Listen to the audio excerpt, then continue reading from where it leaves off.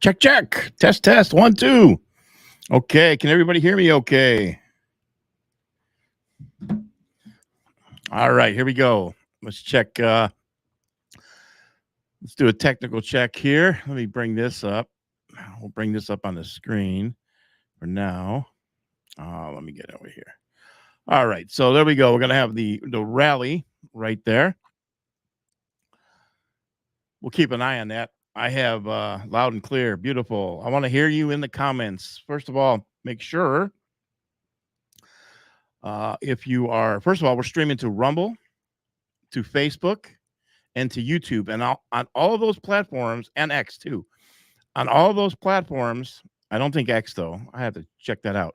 But all the other ones, Rumble, YouTube, and Facebook, you can comment. Your comments are showing up in the live chat on my end.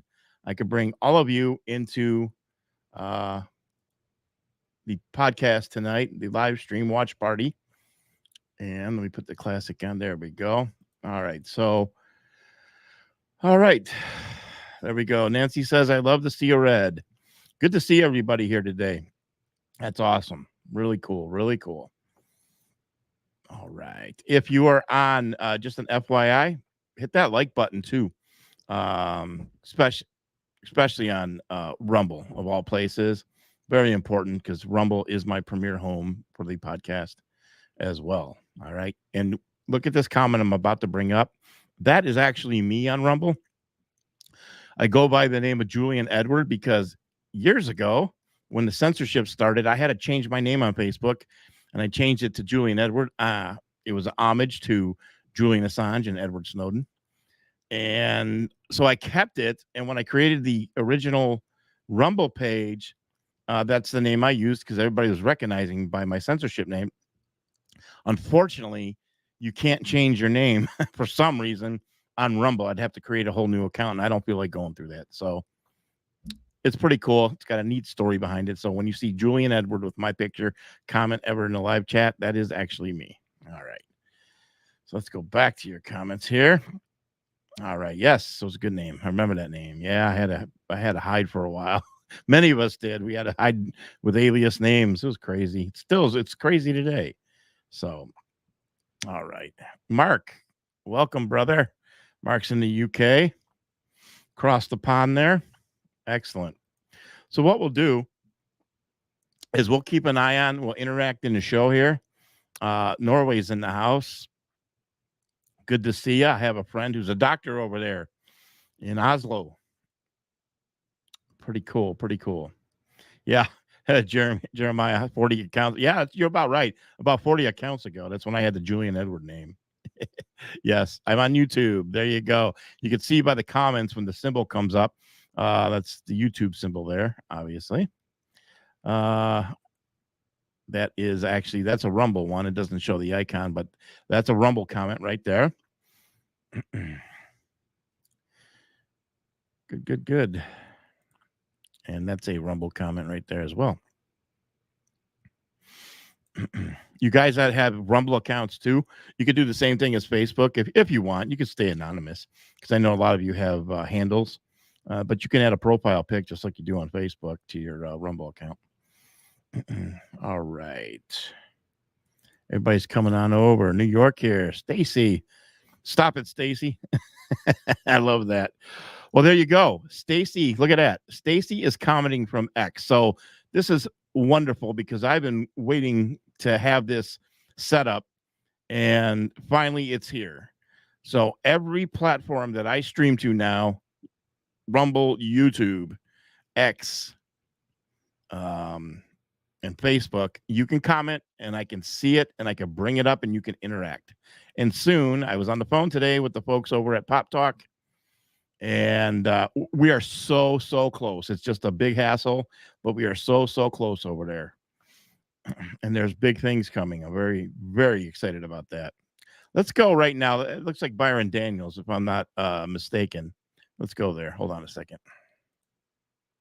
Now, MAGA country.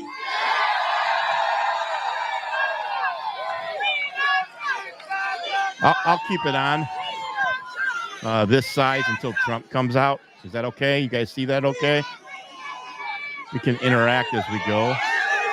Hold on, let's get serious. Let's get serious now. Let's get serious. Let's get serious. All through this country, Joe Biden and the crazy Democrats are destroying America. All through this country, they are raising prices more than you can afford.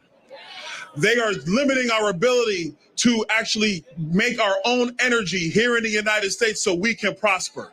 They leave our borders open and flood all of our cities, including New York City, with migrants who shouldn't be here. Amen. They are not leading on the world stage, and our enemies are on the move. They are suppressing your free speech. They are lying to you. They are cheating you out of the prosperity that should be yours. But in about 5 months, there is one guy who's going to turn all that around, and he's the 47th president, Donald J. Trump.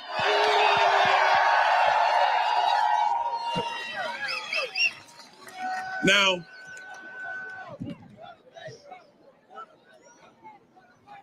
you guys got to shout louder, man, if you want that to pick up. But let me tell you this. Keep your comments coming, folks. Uh-oh. Oh, listen to it. That's JD.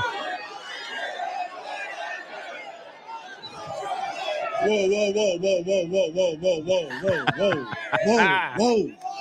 This is a family affair. This is for all of the people across our country. We say, let's go, Brandon. You're let's in New go, York. Brandon. You're in the Bronx. Let's go, Brandon. Let's go, Brandon. Oh, I'm telling you, Bronx, you're making me feel good because here's what I know. Your energy, your support, we're going to do something that the media says can't be done. The Democrats take New York for granted. They don't believe it will be done. But in November, we can turn New York State red.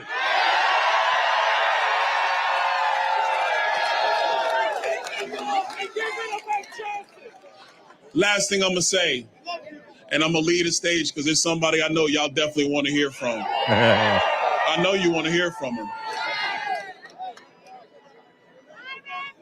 In our politics, they tell us that black votes are Democrat votes.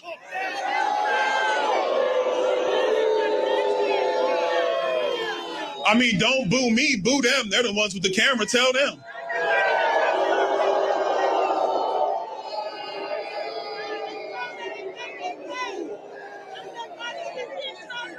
Are they? They tell us that if you're Puerto Rican or Dominican or Peruvian or Venezuelan or any other nationality out of Latin America, that you can't be a conservative. Uh-oh. That's what they tell us. But I'm from Brooklyn, New York.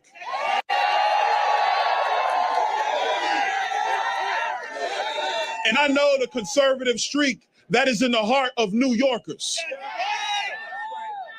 And so we're going to do a really big thing in this country in 2024. We're going to change politics. We're going to change the status quo. There are no racial votes in America anymore. There are American votes in America, and we are going to save the greatest country man has ever known.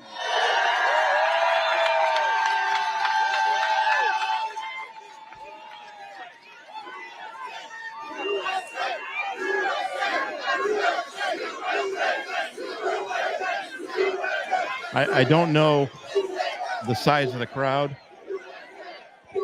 or the size of the venue for that matter. We'll find out later. Hey, real quick, I want to let y'all know because I knew I was coming to the Bronx. I was in my pinstripe suit and everything. Got to make sure because you never know who shows up. But New York, man, I love y'all too, New York.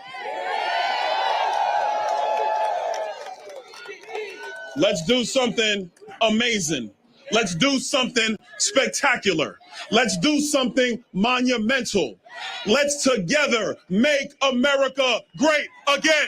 God bless you, New York. God bless the United States of America.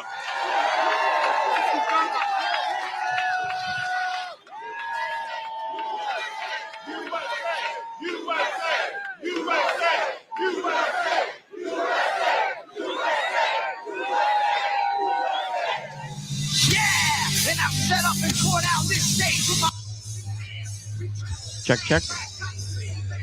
All right, that was Congressman Byron Donalds of so the what I'm state of Florida. I'm going to take down that audio. When I'm streaming to, and that's why they cut into, when I'm streaming to, Facebook and YouTube, I got to be super careful. The Kid Rock music picking up, they can grab that and copyright me and stop the broadcast. So I got to be careful. And that's why you want to talk over it. Just a trick in the biz. You just want to talk over that stuff. Keep an eye on things here.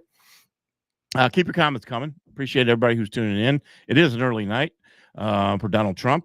I came on at 6 o'clock. Not sure. I was saying to myself, I hope he doesn't come on at 8:30 like he usually does. I hope he comes on at around the 6 o'clock hour. So we'll see. Hopefully he'll be out here soon. I would hope so. But regardless of what time he comes out, I have the ability to keep the show going, to keep things interactive and fun. And we'll do so.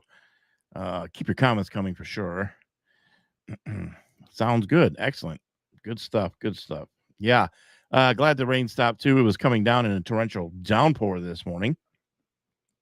So it was looking a little concerning, if you will. If you didn't see it, you can go to my accounts on my social media platforms and see AOC this morning, who tweeted out, I still call it tweeting, who tweeted out, she was thanking God for the rain because it was raining heavily in the Bronx. So obviously that was a shot at it downpouring on the rally. So, all right. USA is right. What an incredible time to be alive. You're right. Incredible time to be alive and chosen for a time such as this. It's really amazing. I mean, simply amazing at the time that we're living in right now. We have, you know what the most exciting part for me is? And I know for a lot of you, it is not. You're gonna say, what do you mean exciting?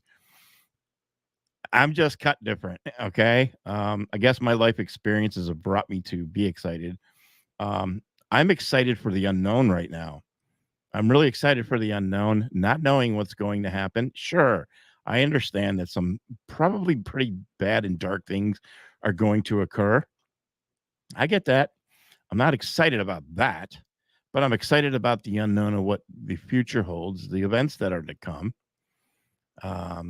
Regardless of what those, dark, evil events that they're coming, that they have planned and that they'll execute. All right. Just know that we're going to get through it. We're going to get through it. So keep your prayers going out there at all times. Probably one of the most important things you can do. So exactly. It's truly is special when you have faith. Nothing will break us. Nothing can break us. Nothing can break us at all. And you got to reply there. HV more. Heck yes. And that's to your faith comment. There you go. I'm so happy to see you guys interacting in the comment section as I have, we're running RSBN live coming out of the Bronx, New York. We have a crowd there. Nice side crowd, it looks like. Let me do this real quick. Let me take me off the screen. Take a look at the crowd. Take a look at the crowd. So I would pretty much say that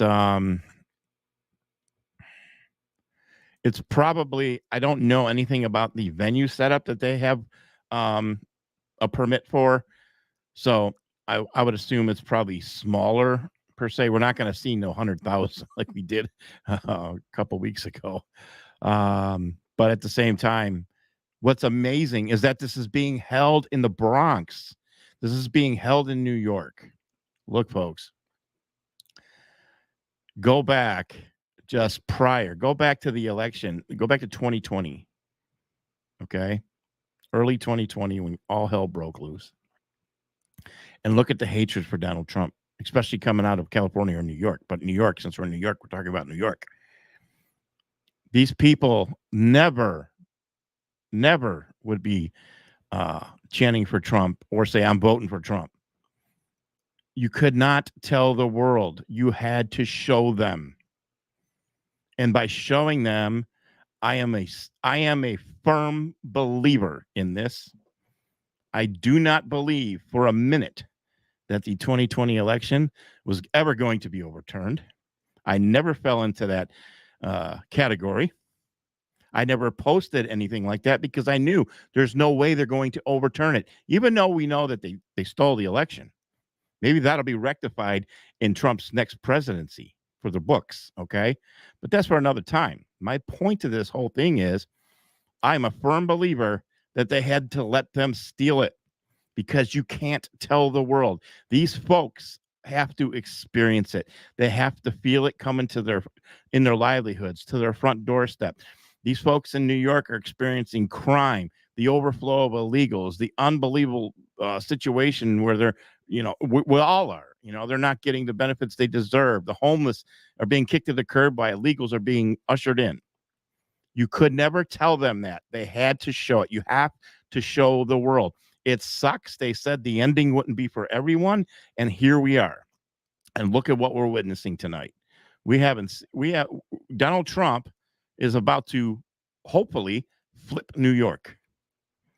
If memory serves me correctly, I think it was the last Republican was to take it was Ronald Reagan.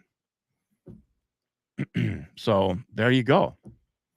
And you are witnessing the Great Awakening, even though you don't know, you're still not seeing arrests and people being held accountable. I had a conversation as we keep an eye on the screen right there. I have you covered. Don't worry. I'll keep an eye on it when Donald Trump comes in. But at the same time, I had a conversation today and I said, okay, let's have a deep conversation about that. Thank you very much. That's right. It's Reagan. Okay. So yeah, it was Ronald Reagan was the last one, I do believe. So the conversation was, what are you seeing right now? Okay. Yesterday we watched about the COVID, I forgot who that doctor was to Fauci, and he was on Capitol Hill and they grilled him. We're seeing so many things taking place right now.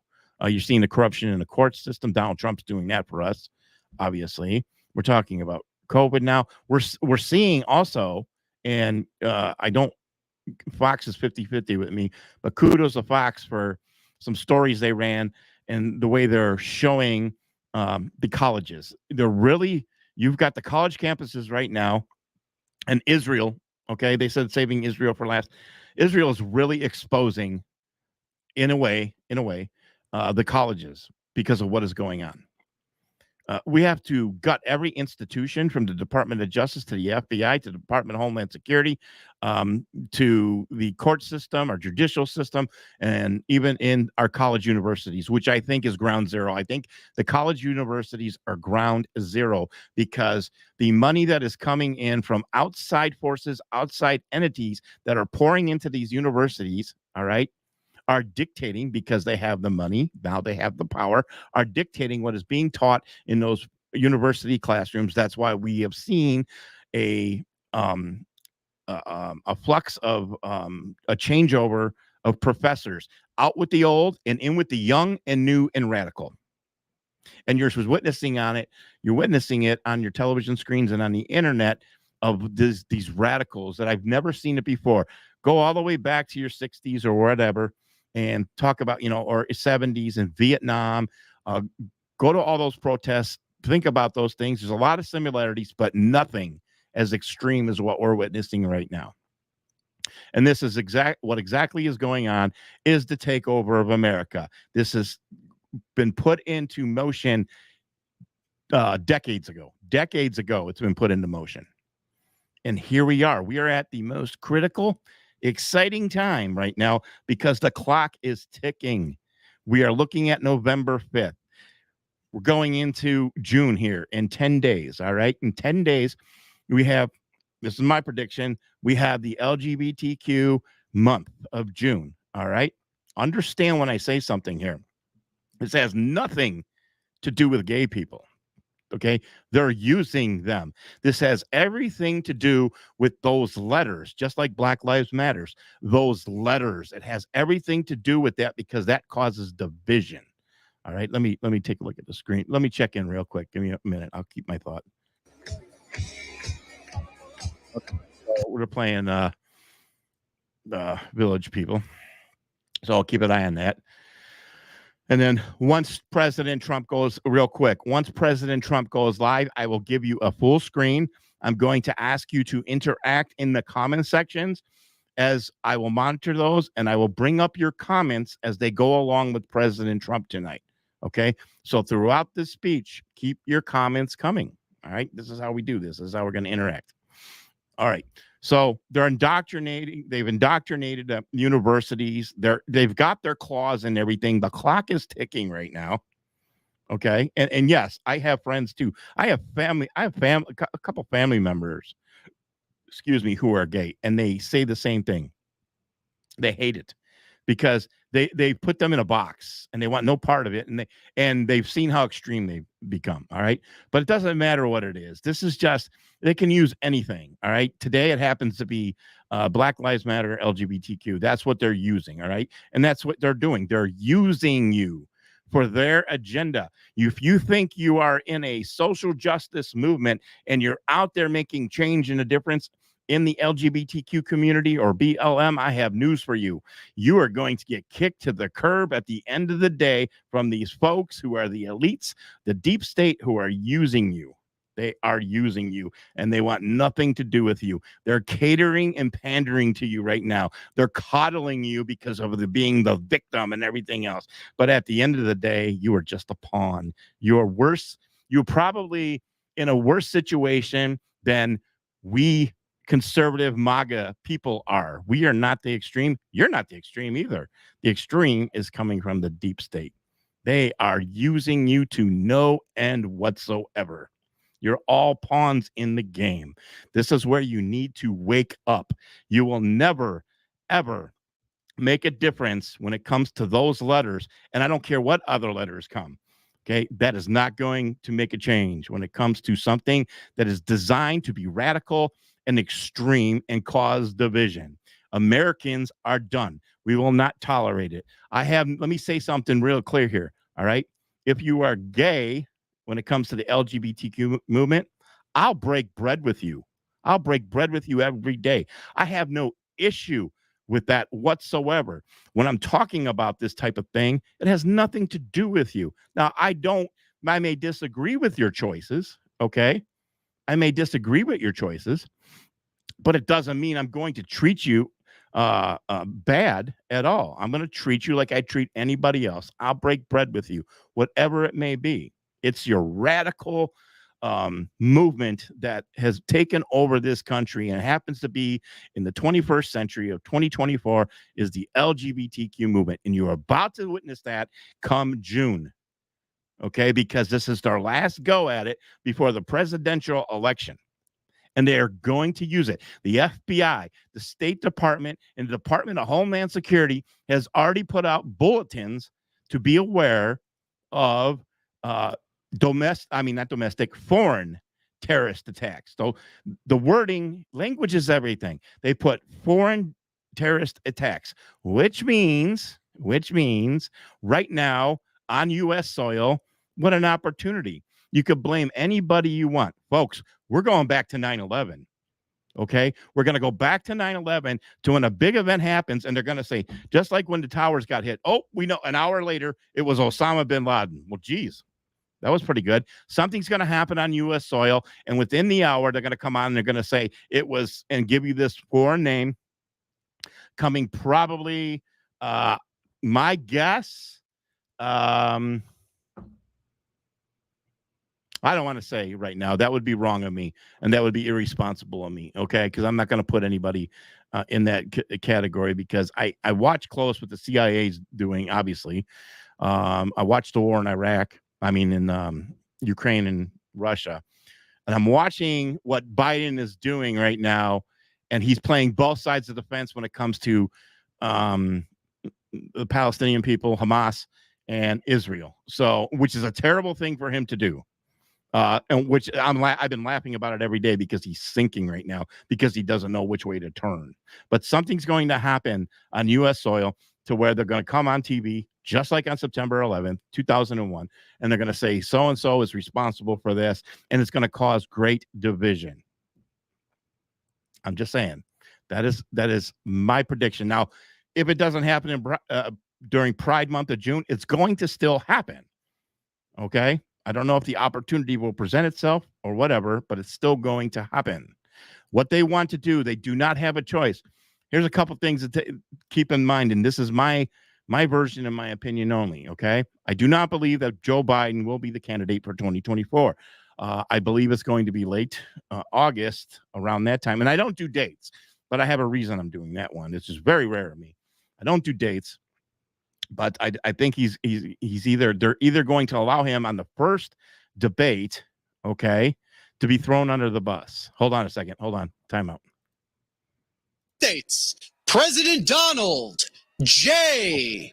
Trump. Keep those comments coming. And I'm proud to be an American, where at least I know I'm free. And I won't forget the men who died, who gave that right to me. And I gladly stand up next to you and defend her still today. 'Cause there ain't no doubt I love this land. God bless the USA.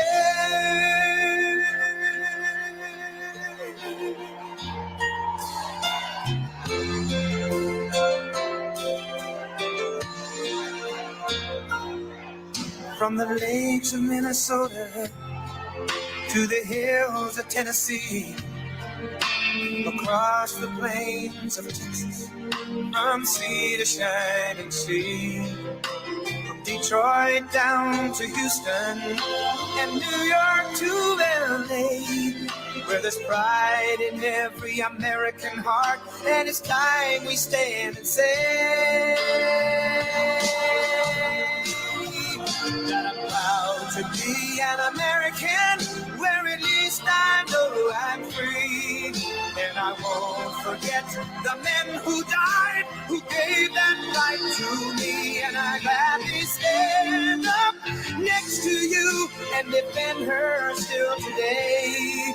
'Cause there ain't no doubt I love this land. God bless the USA.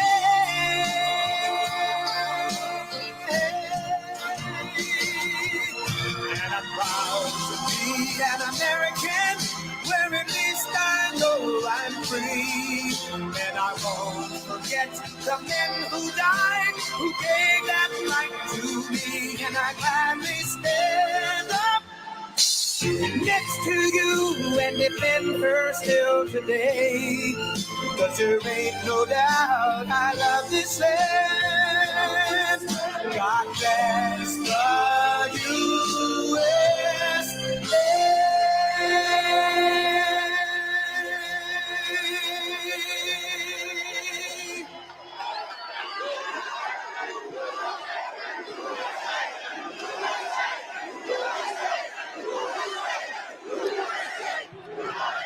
Well, hello, everybody. Thank you very much. This is some turnout.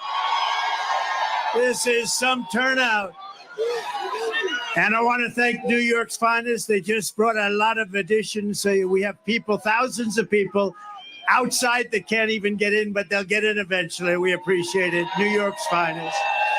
Hello, New York City, and hello to all of the incredible, tough, strong, hardworking American patriots right here in the Bronx. Who would think? I'm thrilled to be back in the city I grew up in, the city I spent my life in, the city I helped build, and the city that we all love, New York City. And I'm here tonight to declare that we are going to turn New York City around, and we are going to turn it around very, very quickly. We're going to bring safety back to our streets. We're going to bring success back to our schools. We're going to bring prosperity back to every neighborhood and every borough of the greatest city in our land. We're going to reduce taxes. We're going to bring businesses and big taxpayers back to New York. Got to bring them back. And we're going to make New York bigger, better, and more beautiful than ever before. And that includes right here in the Bronx. And it's going to be done and funded starting on January 20th, directly from our great and beautiful White House. Is that okay? For my whole life, I always thought that this city is a monumental testament to the power of the American spirit and the American dream.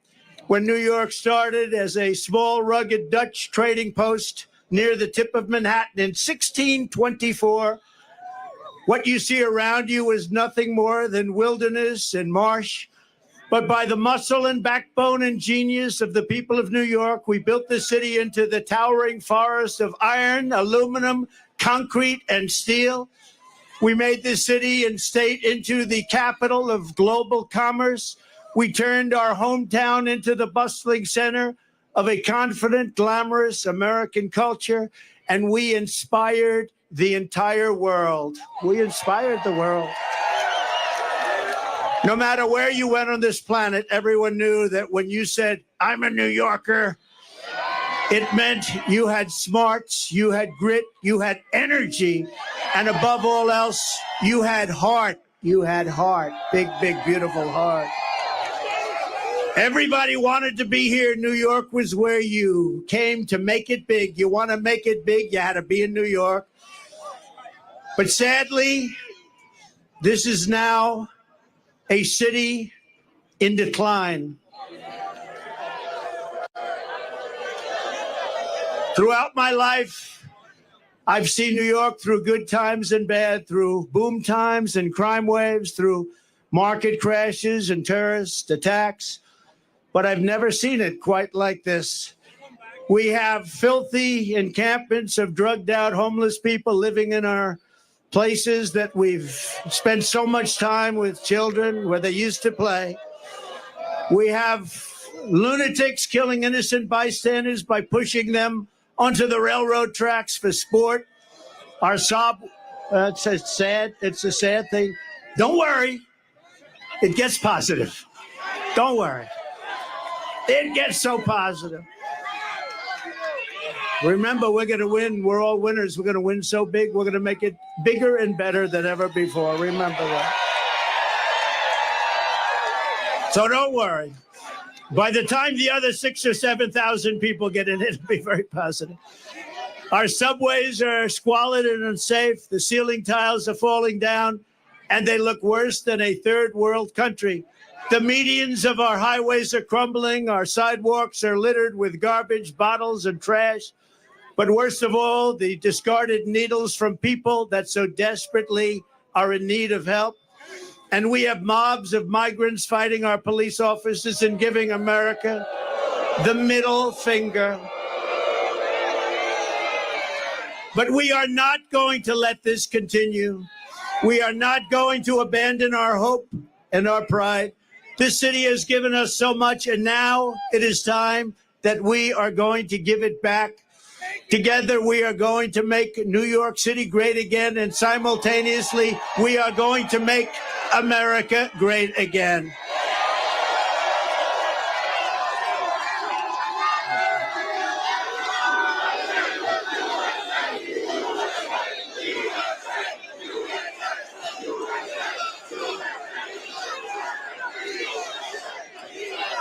Thank you.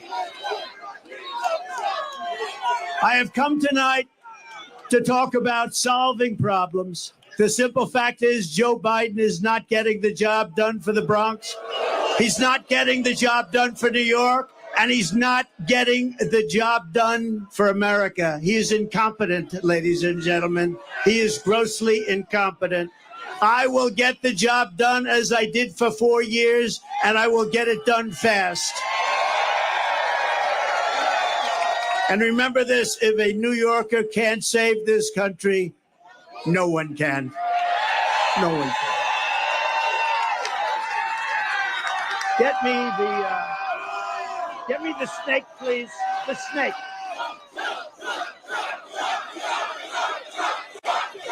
Thank you, everybody. What a crowd. This is something.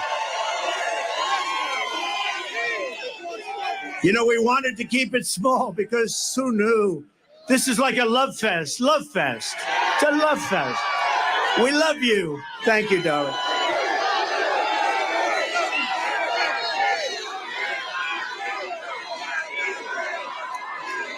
Thank you. Wow.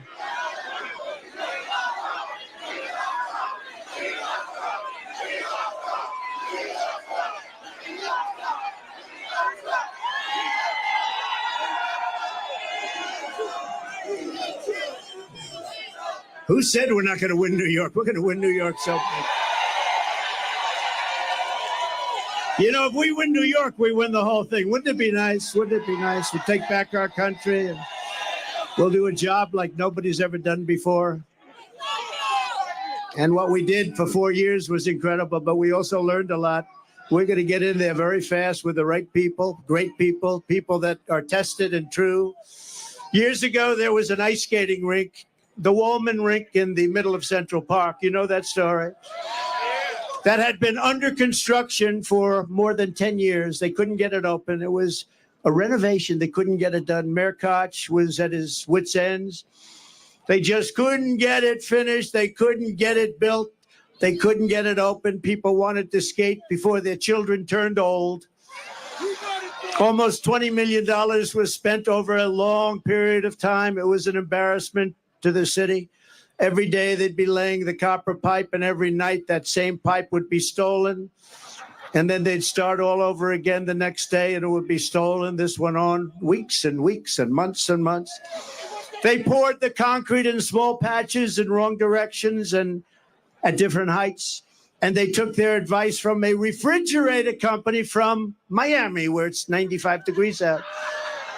It was a total mess. They just didn't know what they were doing. And I saw this, and I wanted my children to be able to ice skate before. They didn't care about ice skating.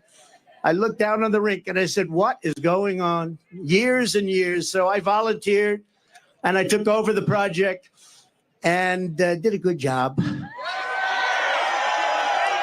And when I took it over, I said that if it costs more than $2 million, I would pay for it, the entire amount. But it cost far less. The first thing I did was call the Montreal Canadiens hockey team in Canada, right? Isn't that better than a refrigerator company from Miami? They didn't know what we were talking about. But the Montreal Canadiens knew, and they were really nice. I'll never forget how nice they were. And they told me that you don't want to use copper tubing and gas because the gas is very delicate and it leaks. It's very fragile. It just doesn't work. You want to use rubber hose. I said, I like that. That's a lot cheaper. Water and salt. The salt makes it so the water doesn't freeze. It's called brine. And you're going to put that under the concrete. You're going to pour the concrete over the top. It's going to be great. It's going to work. Not going to leak. It's cheaper, faster, and it works all the time. And when we opened, there were no leaks. There were no problems whatsoever. Anyway, I started the project, laid the rubber hose, mixed the water and the salt beautifully together. I was down there when they were doing it. I said, you got to do it right. And covered the entire rink with concrete in 4, literally, you had to see the scene. Concrete trucks operated by the Teamsters. Do we have any Teamsters here?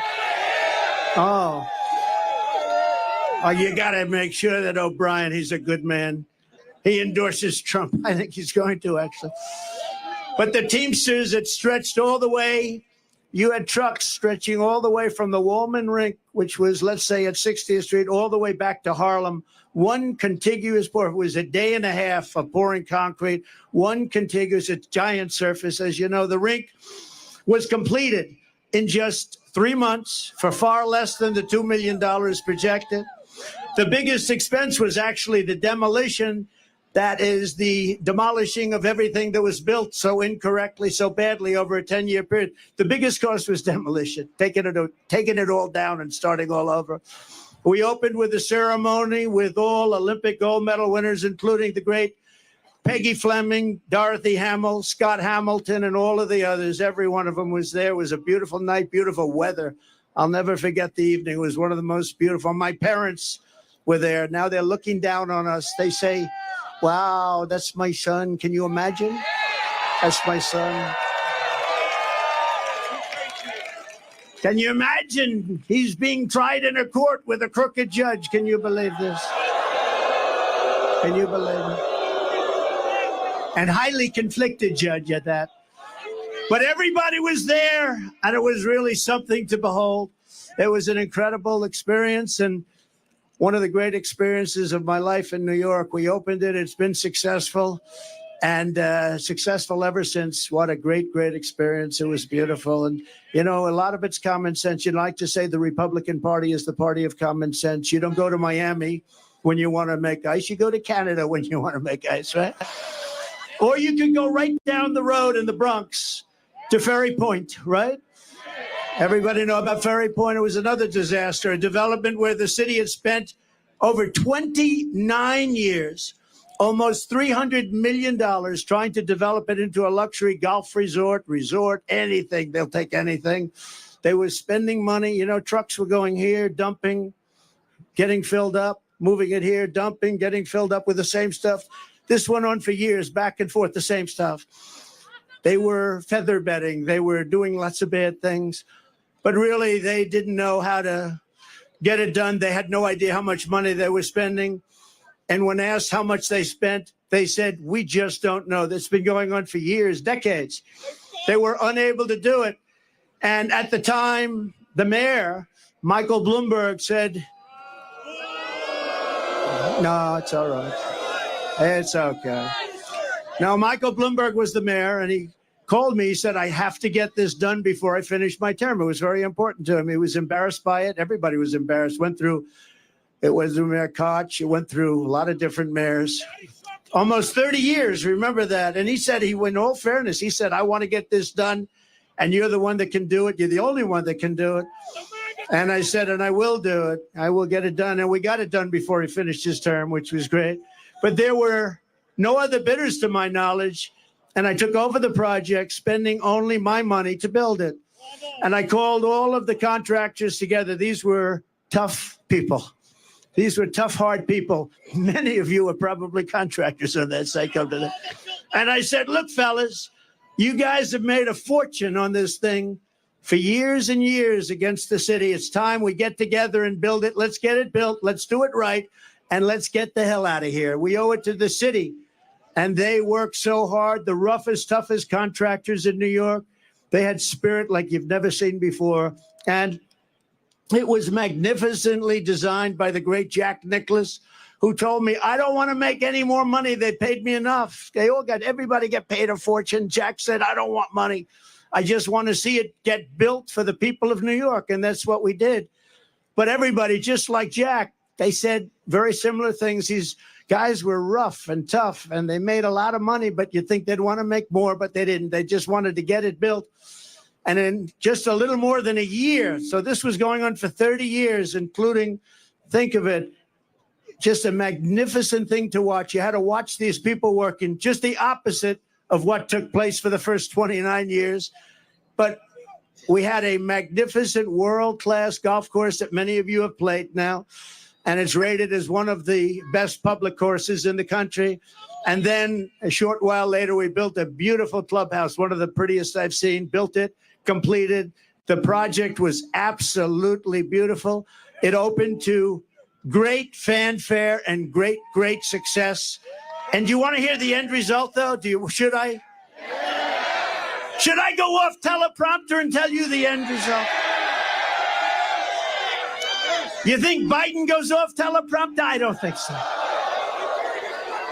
He's no good on teleprompter. No, but okay, so I did this beautiful job. And then we had a dispute over January 6th. We had a dispute. And they said, January 6th, we want to terminate his agreement with the city. I had a long-term agreement with the city. And they sent me a notice of termination. I said, wait a minute. I just spent $25 million building it, built this magnificent clubhouse. It's in full operation. It took you 29 years. You were spending hundreds of millions of dollars. You couldn't get it done.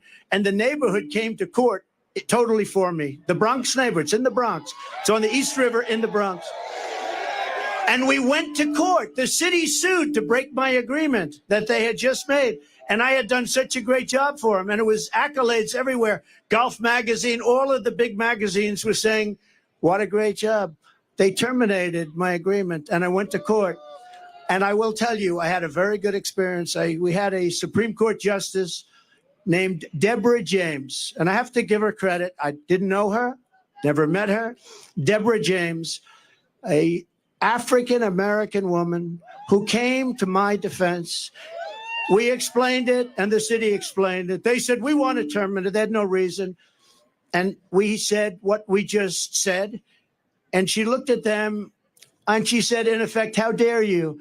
This man came in. He put up his own money. He did an incredible job. You were building it for 29 years. How dare you ask for this to be terminated? How unfair is that? Deborah James, a great Supreme Court justice. That's all I can tell you. And we won the case. But it's not easy doing business in New York, I'll tell you. Not easy. So I just appreciated that. I had to tell that story. And as you know, then I renovated Grand Central Terminal. I built the Grand Hyatt Hotel on 42nd Street and Park Avenue. And as part of that, I renovated the beautiful Grand Central Terminal, did a really good job on that. And then I was very much responsible for the construction of the Jacob Javits Convention Center, where Hillary Clinton was going to have her big evening. That was not good. Remember? We had the glass ceiling. You know, we built glass ceiling. She said, we're going to break the glass ceiling. It didn't work out.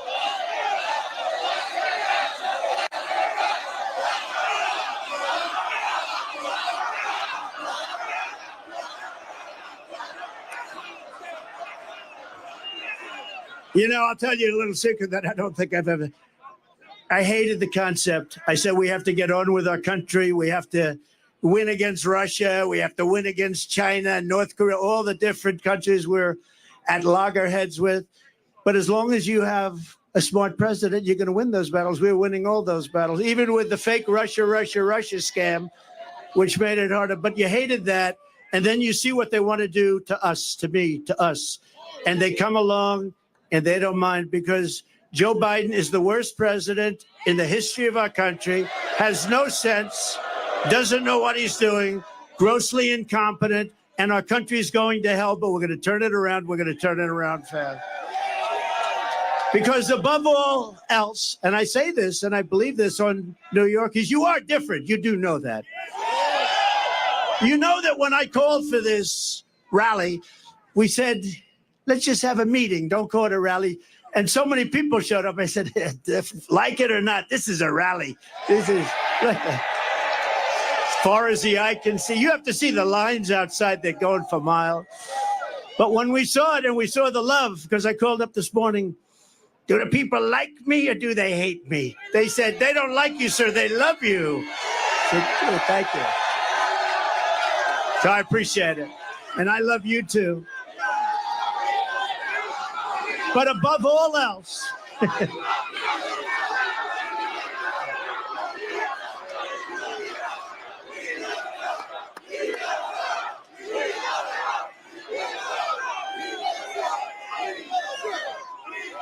boy, look at all the cameras back there. That's amazing. That's the fake news. Yeah. You know, they'll say tonight, Donald Trump spoke to a very small crowd of people in the Bronx. It was a very hostile crowd, very hostile. They hated him very much.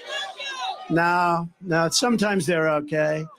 You know, I agreed to do a debate with crooked Joe Biden on CNN with Fake Tapper.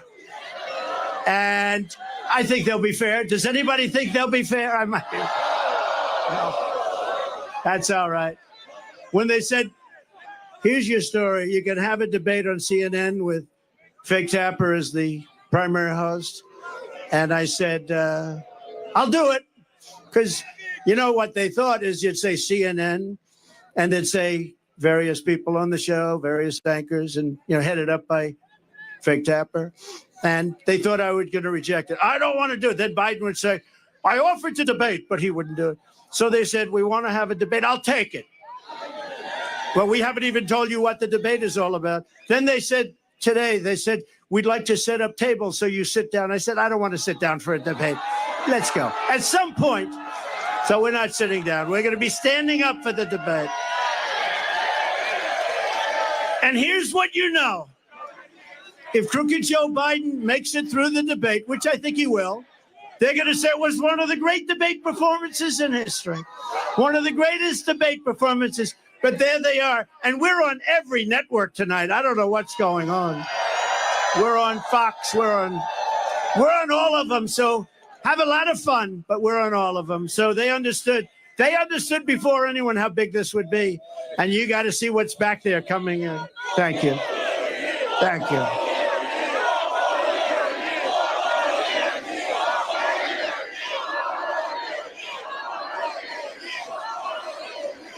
But above all, New Yorkers have something called common sense. And we do have common sense.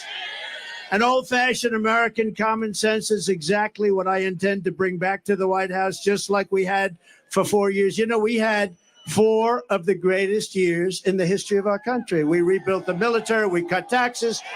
The biggest tax cut in history, the biggest regulation cut in history. We defeated ISIS. And we did it in about 1/100th the time. They said it would take 4 to 5 years. It took me like 2 months, right?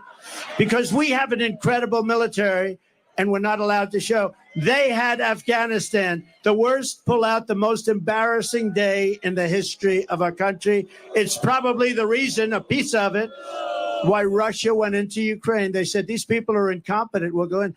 So Russia going into Ukraine would have never happened. None of this stuff that you see would have happened. Israel would have never happened, the attack on October 7th, and you wouldn't have had inflation. As soon as I get back into the Oval Office, I am going to pick up the phone and I'm going to call your mayor and your governor, and I'm going to say, this is President Trump, and I want to come back and help. Look, you have a Democrat governor, you have a Democrat mayor, and we are going to work with them, and we're going to get this state and this city at a level that it's never seen before, frankly. I think we can do that, too.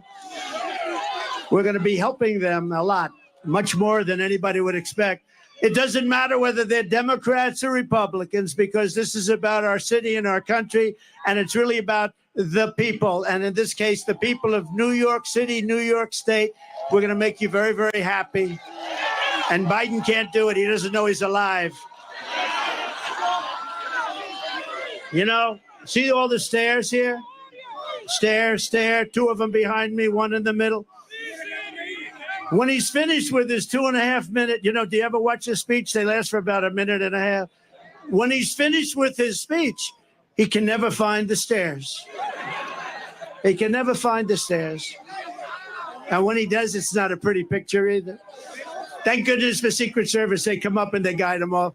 No, this is not what we need. When you see President Xi of China, when you see Kim Jong-un of North Korea, when you see Putin and you see all of these people, they're at the top of their game, whether you like it or not. And they can't believe that this has happened to the United States. We have lost respect all over the world. We were the most respected country in the world 4 years ago. We were respected more than our country was ever respected 4 years ago. And now we're being laughed at. We're like a joke. And that's not going to happen. That's not going to happen. We're going to do whatever it takes to fix our roads, bridges, and highways.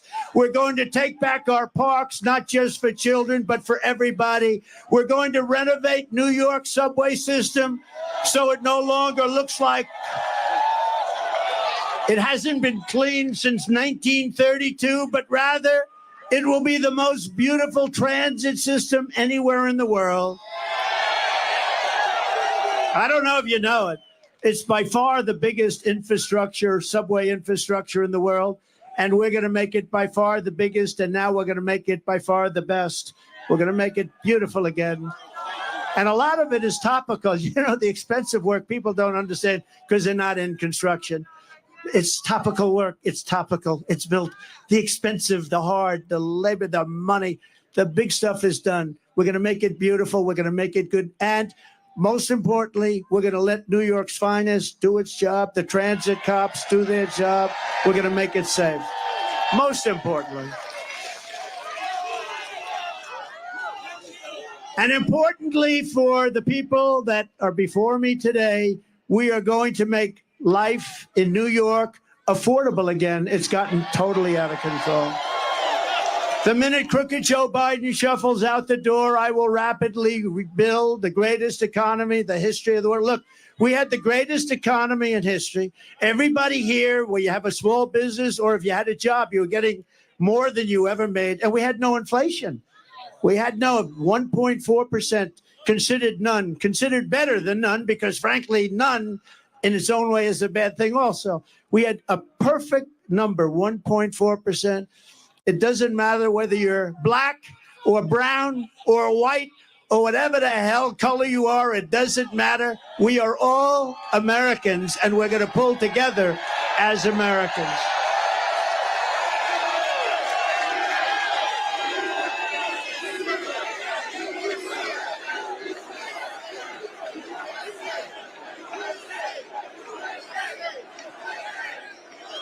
We all want better opportunity. I'm not just going to promise it. I'm going to deliver it, as I did just a short while ago. Think of it. You know, when I went down to Washington, I was only there 17 times. I never stayed over. I didn't know that society. And we had great people. Look at what we did with economic development, with the rebuilding of our military, with the tax cuts, we had great people. But we also had some people that I wouldn't have used if I had my choice. Now I know everybody. I know the smart ones. I know the dumb ones. I know the killers. I know the weak ones. I know them all. And you're going to see. But everyone was better off. We had the greatest economy in history. Everybody was better off under a man named President Donald J. Trump. Have you ever heard of him? Have you heard of him? We had gasoline down to $1.87 a gallon, and actually times when it was much lower than that. We had a record low poverty rate for Black Americans and Hispanic Americans. We had the best poverty rate in terms of the positive number ever in our history for Black Americans and Hispanic Americans. We lifted 6.6 million people out of poverty. Nothing like that has ever happened in our country. And the real middle class income rose over $6,000 a year. Think of that. Under Biden, it's a disaster. Real middle class income has fallen over $2,000 a year. That's a lot. That's a difference of $8,000. Real earnings for African Americans are down 5.6%. African Americans are getting slaughtered. Hispanic Americans are getting slaughtered. And these millions and millions of people that are coming into our country, the biggest impact and the biggest negative impact is against our Black population and our Hispanic population, who are losing their jobs, losing their housing, losing everything they can lose. They're the ones that are affected most by what's happening. Not only the fact that you've lost the use of your schools, your parks, and your hospitals. Joe Biden's inflation.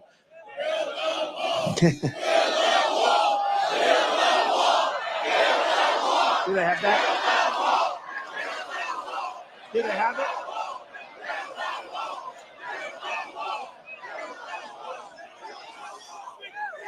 Speaking of the wall, so we built much more wall than we built 571 miles of wall. We had the safest border in history. We were going to put up within a period of 3 weeks. It was all built, laying there, ready to be put up, designed by the Border Patrol, who are incredible people, ICE, who are incredible people, all together. I wanted to put up concrete plank for the contractors here. They didn't want it. They had to have hardened steel. They wanted 6,000, 7,000 pound concrete. They wanted rebar in the middle. They wanted different materials, harder to cut. So we had very hard steel, very good stuff. Everything was good. We had the panel on top. It was called an anti-climb panel. We had the best wall, and it was going to be, we're going to add 200 miles of wall. It would have taken about 3 weeks. And then we had the rigged election. And you know what happened after the rigged election? They took the wall, and instead of putting it up, they sold it for 5 cents on the dollar. And I said, these people really do want to have an open border. And that's what's happened to our country. Our country has gone to hell because of it. It's gone to hell. But I want to thank Mexico. I want to thank, because I went to Mexico.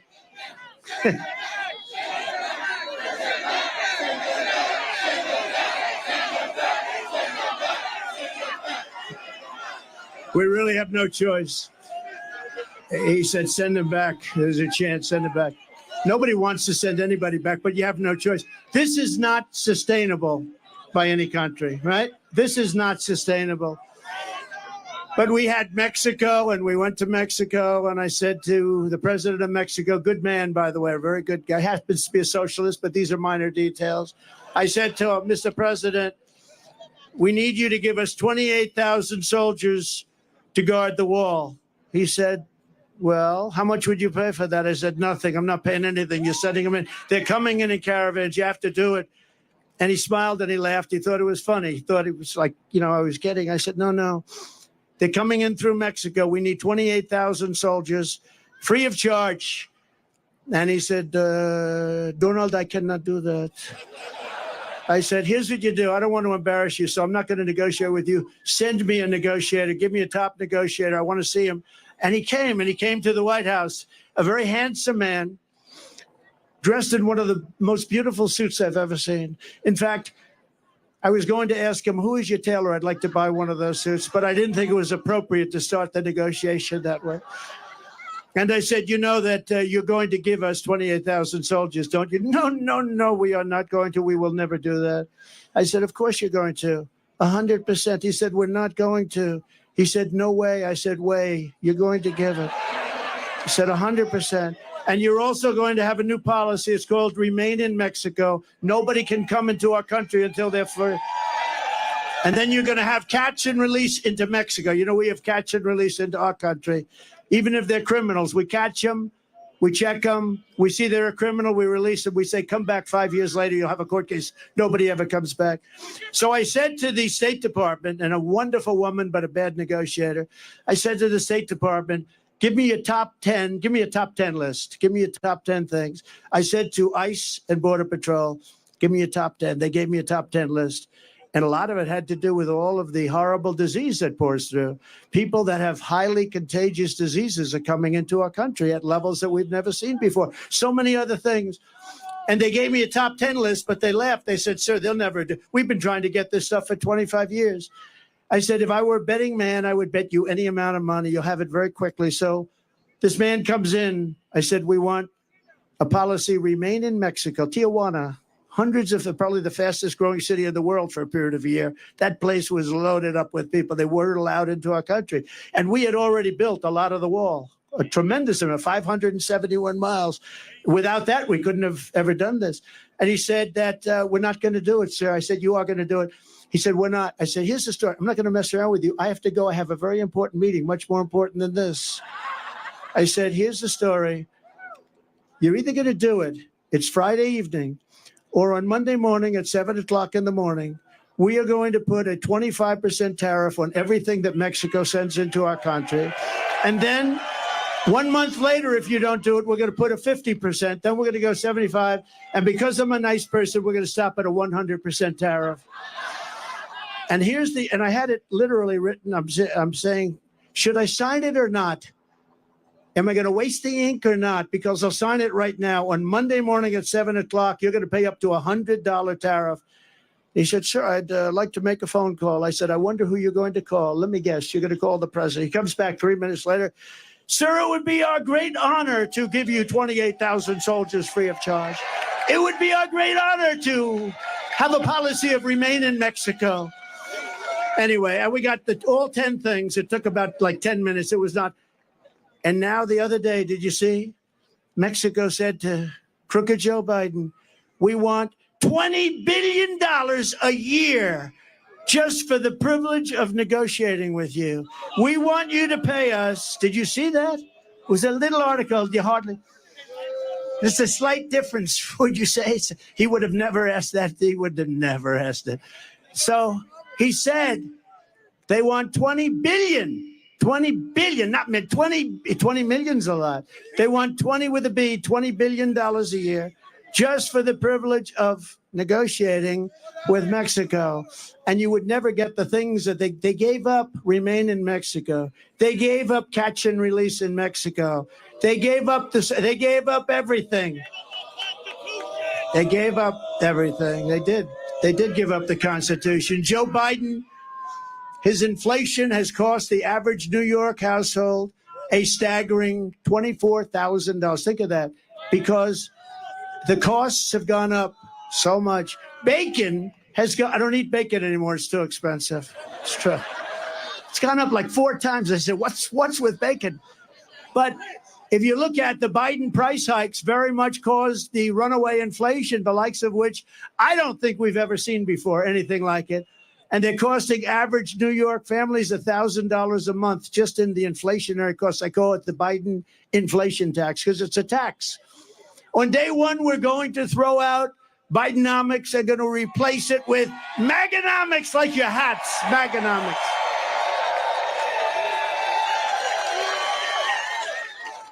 And I will give you lower taxes. We're going to cut it still lower. Remember, when I cut taxes, I gave you the biggest tax cut in the history of our country, bigger than the Reagan tax cuts. And you know what?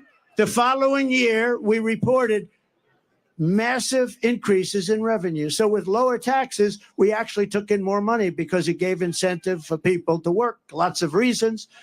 But I will give you low taxes, low inflation, low interest rates, rising wages, growing incomes, and fair trade for the American worker. And we will make energy affordable again by saying, drill, baby, drill. Drill, baby, drill. Your energy costs will come down within the first year by 50%. That's not bad. That's a hell of a promise. And it will, too. We can drop that so quickly. Remember, it was his stupid energy policies that caused the inflation. Now it's more than energy. Now everything's like on fire. The whole place is a mess. We will quickly return our nation to the path of prosperity, and we will bring our country back together through unparalleled success. Our country is going to be very successful, and people are going to come together. And I will tell you, a lot of people say, do you think you can ever get the sides together? And by the way, I have to say something. Our side is much bigger than their side. You see that? Much bigger. We're more quiet, much more quiet. But when we get going, we're much tougher, right? We're much tougher. But it is much bigger. But I saw it. We had the greatest economy in history. And I was getting calls from the other side. I call it the radical left. But left-leaning, to put it mildly, Democrats, can we get together? Because everybody had the best they've ever had. African-American jobs were the best in history. Asian American, the best in history. Hispanic, the best in history. Women, people with a diploma, people without a diploma, people that went to the great Wharton School of Finance, MIT, Harvard, they were doing better. And the people that didn't have a high school diploma were having the best. Everybody was better. There wasn't one group, not one, that went down. And it was bringing our country together. So it can happen. And when they ask, because I get that question a lot, do you think the sides can ever get together? And I went through the experience, and we can get together. And then we had COVID come in, and we had to fight that battle. And we did a great, I've been recognized as having created a great economy and great military, defeating ISIS and all the things. We rebuilt the entire military, created Space Force, all those things. We never got the credit, and we had no wars. Thank you, sir. That's very nice. Remember Hillary Clinton used to point at me, he will create wars. No. They said his personality will create wars. I said, no, my personality is going to keep us out of wars. And I was right. First president in 78 years that didn't start a war. We had no wars. None of these stupid wars. Such a shame. When you see all the people that died in these horrible wars in the Middle East and everything else, countries didn't want us, dropping bombs all over the place, spent $9 trillion in the Middle East. We bomb the hell out of the place, then we leave. In the old days, to the victor belong the spoils. We don't do that. We bomb the hell out of everyone, then we come back home. It's so sick. It's so sick and so stupid. These people that led us are so stupid. You want to use that as a last resort. You can solve these problems with a meeting or with a telephone call. You don't have to drop billions of dollars worth of bombs on people's heads. You don't have to. It's called peace through strength. It really is. And there's no reason for it. What they did in the Middle East is so incredible. They bombed the hell out of the place, and then they left. But to the victor belong the spoils. We didn't do that. Now, in Iraq years ago, I was a civilian, but I got a lot of publicity for whatever the hell reason. And I said, don't go into Iraq. Don't go into Iraq. Don't go into Iraq. But if you're going to go in, keep the oil. Well, they went in and they didn't keep the oil. And Iraq now has $350 billion in cash from the oil. And Iran, by us destroying Iraq, the military of Iraq, for years they fought each other and they were equal sizes, equal everything. They were equal military partners. And for 1,000 years under different names, they would fight, a religious thing. They'd fight. They'd go 5 feet left, 5 feet right, 5 feet left, 5 feet right. Somebody would say they have gas. Somebody would say they have nuclear. Then they'd rest for a few years and they'd fight again. But we blew the hell out of one side, Iraq.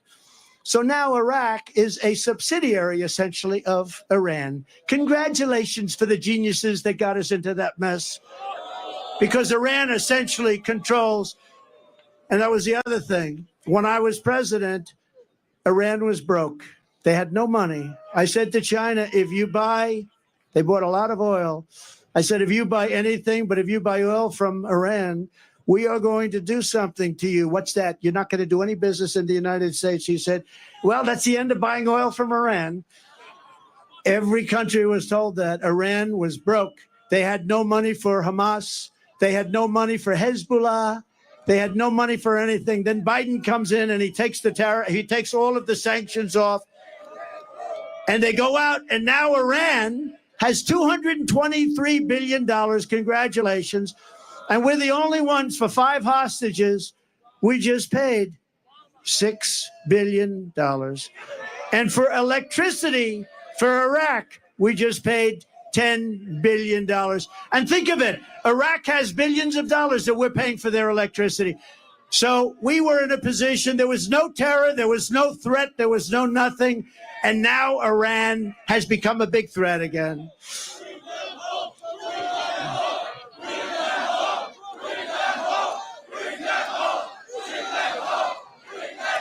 And I tell you, I see a lot of flags from right out of Israel, right? That's right out of Israel. But remember, I said it a month ago, and it's a terrible thing to say, but I believe it. Many of the hostages that you're waiting for and everybody's waiting for, those hostages, many of them are dead. Many of them are dead. And it's a horrible thing. It's a horrible thing, but many of those hostages are dead.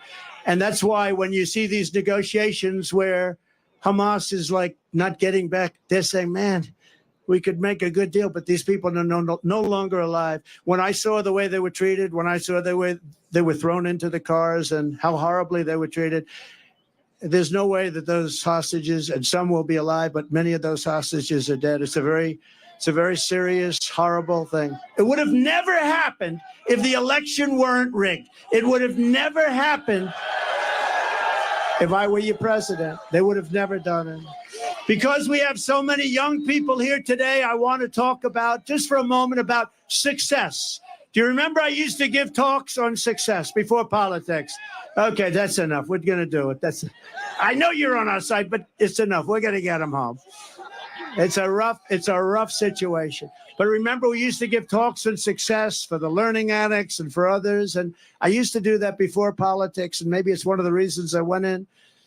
But because, well, bringing our city back, it starts with getting the right leadership. It also involves men and women just like you. But I talk a lot about success, and I get paid money to talk about success. I would have done it for nothing. But then because of politics, and if you take a look, because of politics, I stopped doing that. But I think we're in the Bronx. We have young people that aspire to success. And I just wanted to know, I'm so tired of politics. Can we devote 6 minutes to success? Okay. So for all of you young people, I think it's, look, I've been through tremendous. I've had great success. I've had it in entertainment. I've had it in business. I've had it in politics. I ran for office. What office did you run for? President? How'd you do? I won. Actually, I won twice. We did much better the second time. So, we got millions more votes the second time. But it doesn't compare to this time. There is so much more. We had tremendous enthusiasm. when I don't call her Crooked Hillary anymore. I call her Beautiful Hillary because I took crooked and used it for Joe. I don't like using it for two people. But we had tremendous enthusiasm in 2016. We had unbelievable more enthusiasm in 2020 because we did such a good job. In fact, one of the big problems in 2016 was the wall. It was the border. I fixed it so good that I couldn't talk about it in 2020. I kept saying to my people, I want to talk about the wall. I want to talk about the great job I did on immigration. I stopped people from coming in. They said, sir, nobody cares. You already fixed it. I said, this is a terrible thing. You fix it, you can't talk about it. But let's talk about, for the young people, just to listen for a couple of minutes, because we've been talking about politics so long, I'm OD'd. You know what that means? I'm OD'd on politics. I'm OD'd on Trump. I turn on the television, Trump, Trump, Trump, Trump, all different stories, Trump. They're driving us crazy. So I believe in the expression. Did you ever hear this expression?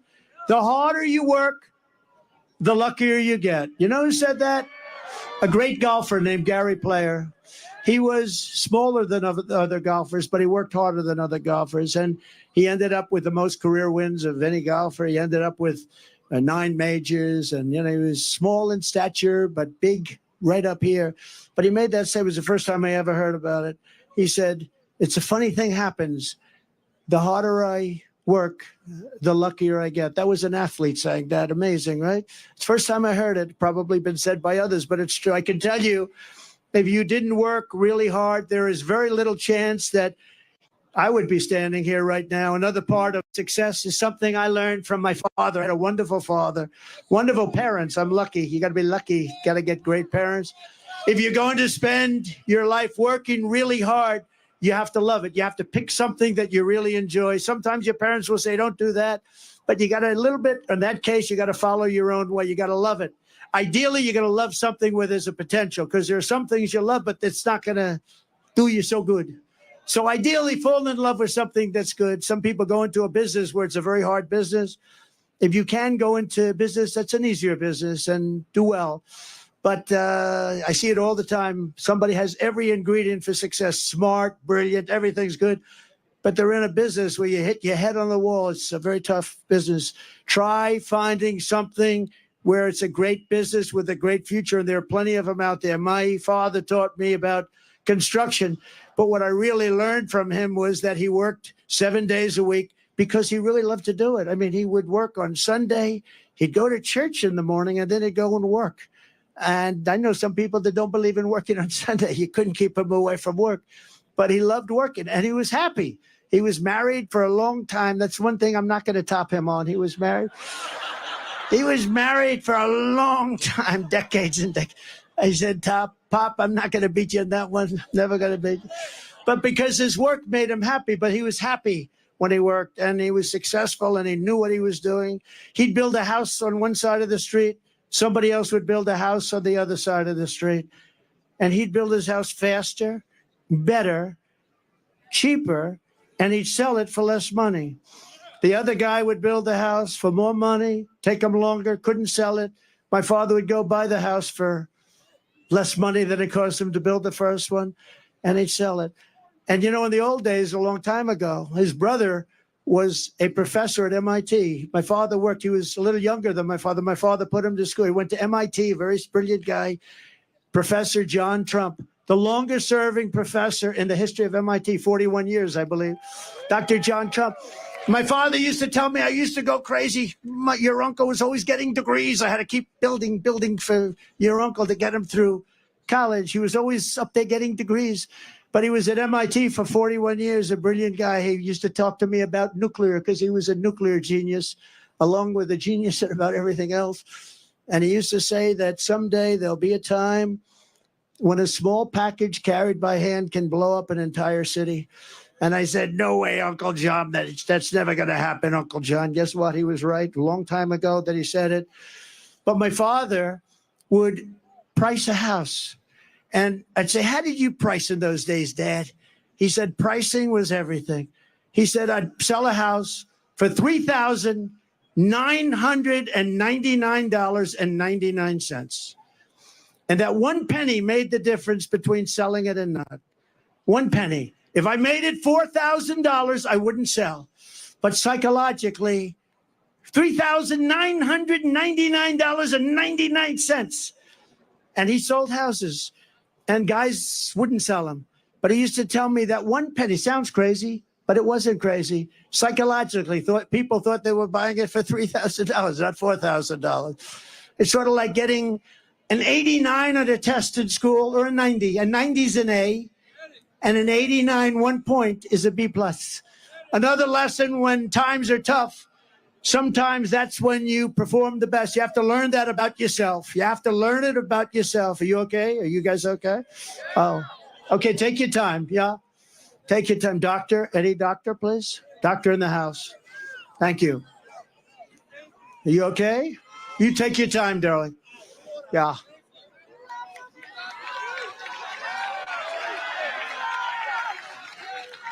Yeah.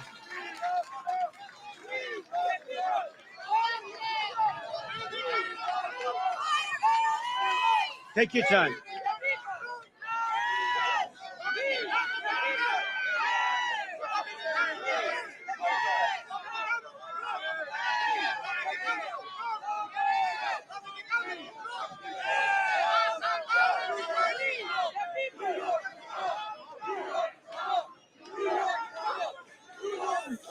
Take your time, Doc. We have time. Some people waited here for 2 days. It's tough. It's tough. Thank you. Plenty of time. That's good.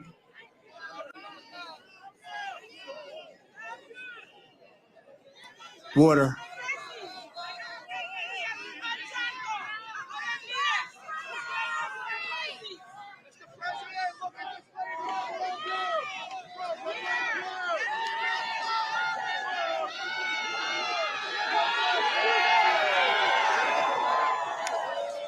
She all right?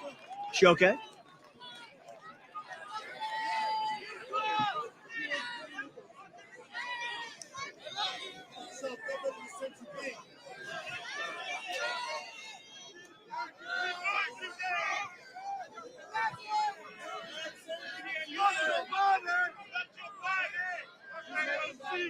She doing all right?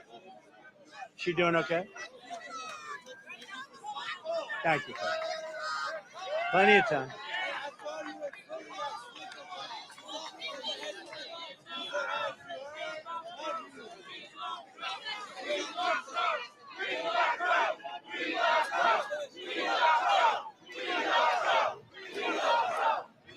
Okay? You okay? Thank you. Doctor, thank you very much, doctors. Got a lot of doctors in the house. Thank you very much. Thank you, darling.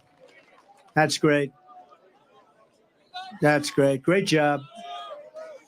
People do a fantastic job here. But it's hot, and it's been a long wait, right? Long wait.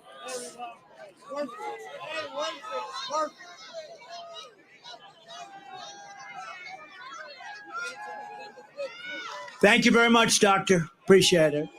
Thank you. I know she's going to be okay because she's so tough. Some of the greatest days of my business career were in the toughest times, but I enjoyed waking up every single morning and go to battle. A lot of people say to me today, the toughest business people that you know about, could I ask you a question? How do you do it?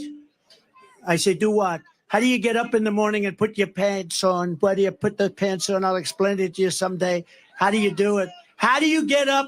How do you do it? How can you want to do with what you do? They're after you. They're after you. These horrible human beings are after you all the time. Impeachment hoax #1, impeachment hoax #2, lawsuits all up. And they're doing it to injure the political opponent of an incompetent candidate because he can't run fairly and squarely. And I say, you know what I do? I just do it. I put on the blinders. I say, I just do it. We do it. And the other question they ask me is, will it happen again? And we have to make it too big to rig. We got a lot of great people watching. We have to make it too big to rig.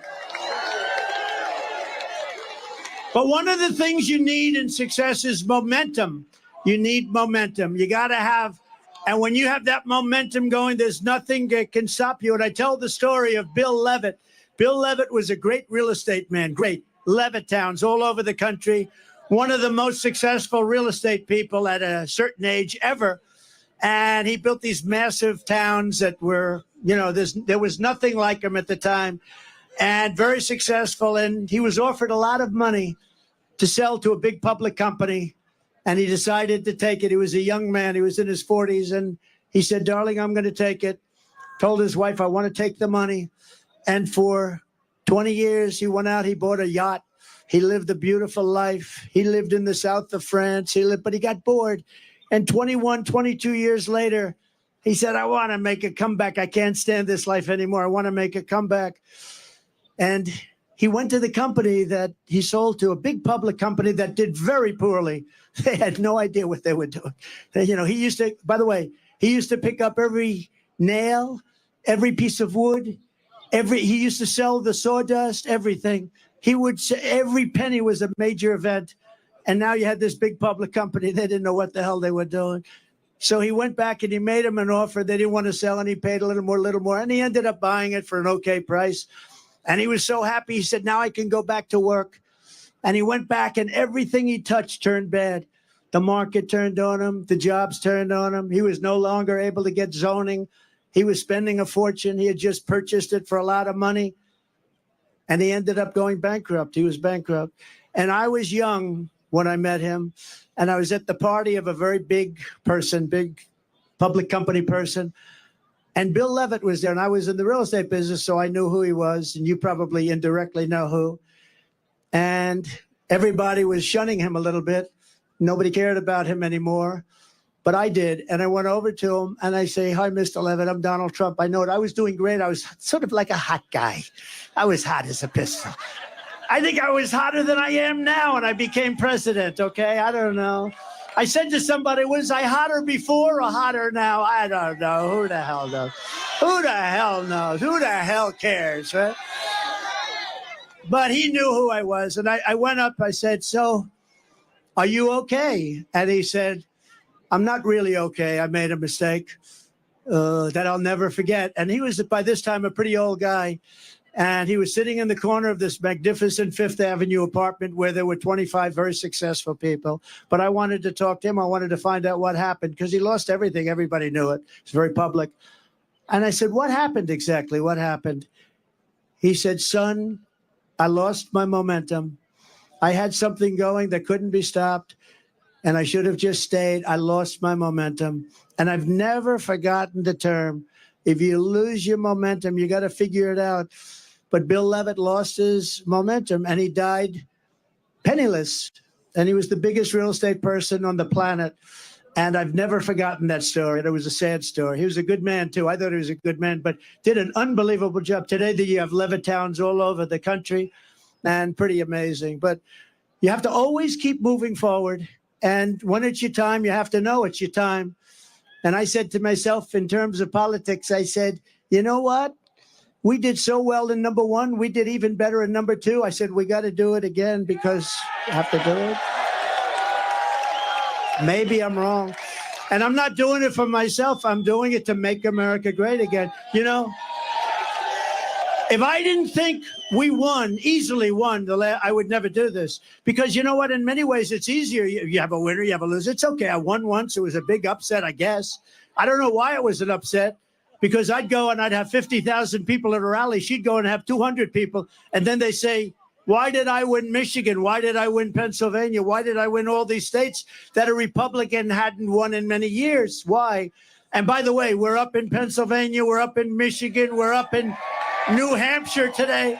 We're up in Florida at numbers that you wouldn't even believe. But I also think it's very important to know what you want. You have to set your sights high, set your sights so high, higher than you ever thought possible, and make your goals big and go after it. That's why I say we won't just make New York a little better. I say we want to make New York a lot better, better than it ever was before, right? And finally, you have to take pride in your accomplishments. Do not take for granted what you've achieved. Forget it. It's over. It's good for your confidence, but it's over. Go forward. Think to the future, not to the past, but learn from the past. You know, wherever I go, I know that if I could build a skyscraper in Manhattan, I could do anything. It's very tough. Building a 68-story building on Fifth Avenue is hard. With all you have to deal with, I mean, you have unions, you have legal entanglements, property rights, zoning. You're dealing with the smartest and toughest contractors in the world. These are killers. Many of you are here today. Thank you very much. But by comparison, talking to world leaders, I believe, is easier. And I've done them both. Talking to a world leader, if you're smart, you know, you have the United States behind you. Now, the country's not the same, but it'll be better and stronger and bigger in a very short period of time. You know, we have so many different things we could discuss having to do with the Republican Party. But the biggest thing, I think, and I really mean this, and it's happening more and more, and I see it all the time, because really you have to be the party of common sense as opposed to the Democrat Party.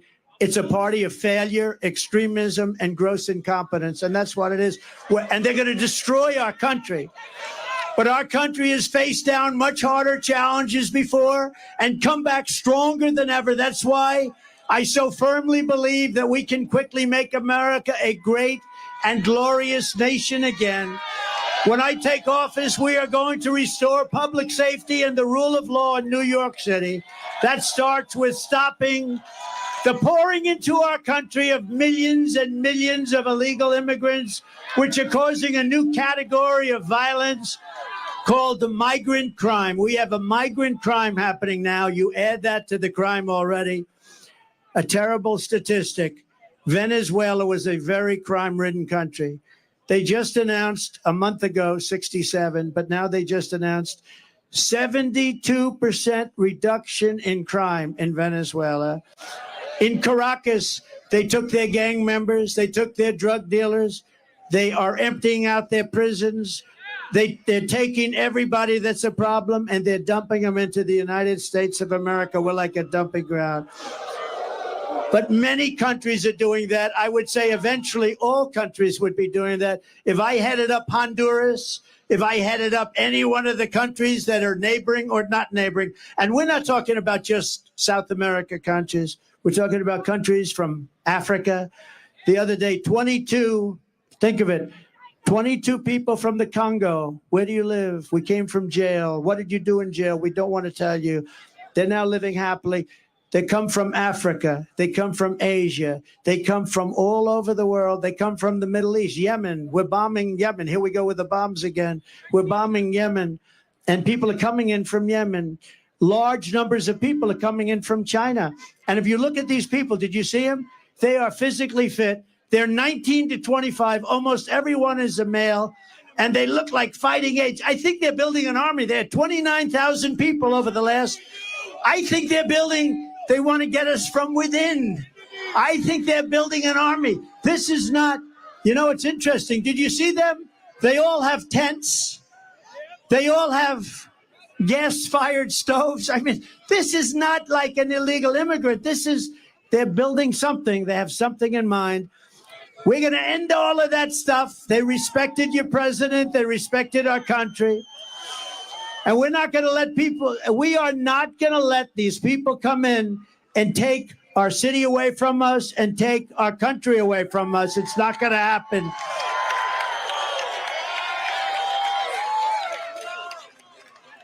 Now, who would let people, seriously, who would let people come from prisons and jails, from mental institutions?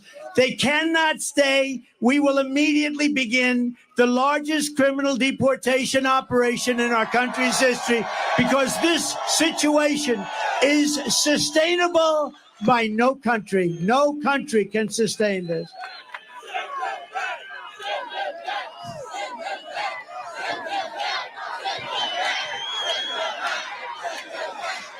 As we speak, there are hundreds of thousands of Biden migrants invading our city and our country. We no longer have border states like Texas and Arizona. All states, including New York, are your border state. The people are pouring through Texas. They're pouring through Arizona. They're pouring through every state. Every state is now a border state. Every state is now, we're talking about, in my opinion, 16 to 17 million people. And these are not necessarily people that are going to help us as a country. We want to be nice. We want to be respectful. They're coming from so many places. We don't have any idea. In many cases, we don't even know what the language. You know, you have languages that people don't even know about. We have languages where there's nobody in our country that speaks these languages. They're coming from places we have no idea what's happening with our country. The flood of migrants is putting crippling burdens on our communities, your schools, hospitals, parks, and public resources. Frankly, we're lucky to get this big park. I don't know how the hell we did it. It must be New York's finest. I don't know how we did it. They call it the Biden migrant invasion, and it's wrong. It's immoral.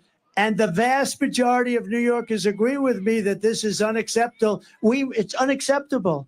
We must stop it. We must stop it immediately. And, you know, for the people coming up, it's also unacceptable. They come up in what's called caravans. The women are treated horribly. They're being raped at levels that nobody's ever seen before. Nobody wants to talk about it. The fake news will report that, oh, it's so terrible what he said. But it's fact. It's fact. The people are being treated. They're coming up in 100 degrees, and then it's freezing. They're coming through snake-infested areas. It's a hell of a journey. And so many people are dying coming up. If we told them, please do not come up, you're not going to come in, like I was telling them for a long period of time, they wouldn't come. They're being offered. Look at California, Governor Newsom. He offers education. He offers medical care. He offers pensions. He offers everything. He'll even give them an electric car because they're all over the place. How about the electric mandate? You like the all-electric mandate? Not too much. Huh? Does anybody like a car that doesn't go very far? Costs a lot. In Brooklyn, American students at James Madison High School were recently told they had to stay at home from school so their classrooms could be turned into housing for thousands of migrants.